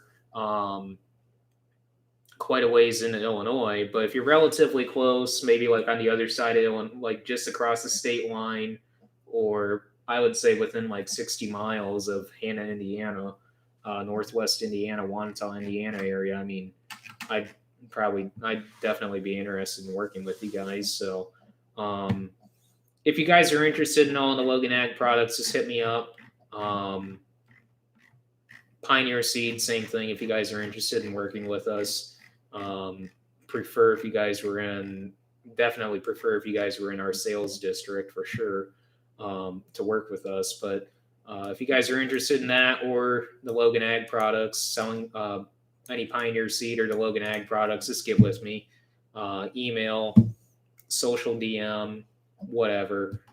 Just get with me if you're interested, and we'll go from there. And as always, I like doing the live streams, so probably later this week or next weekend, I'll see about getting on here again and doing another one. And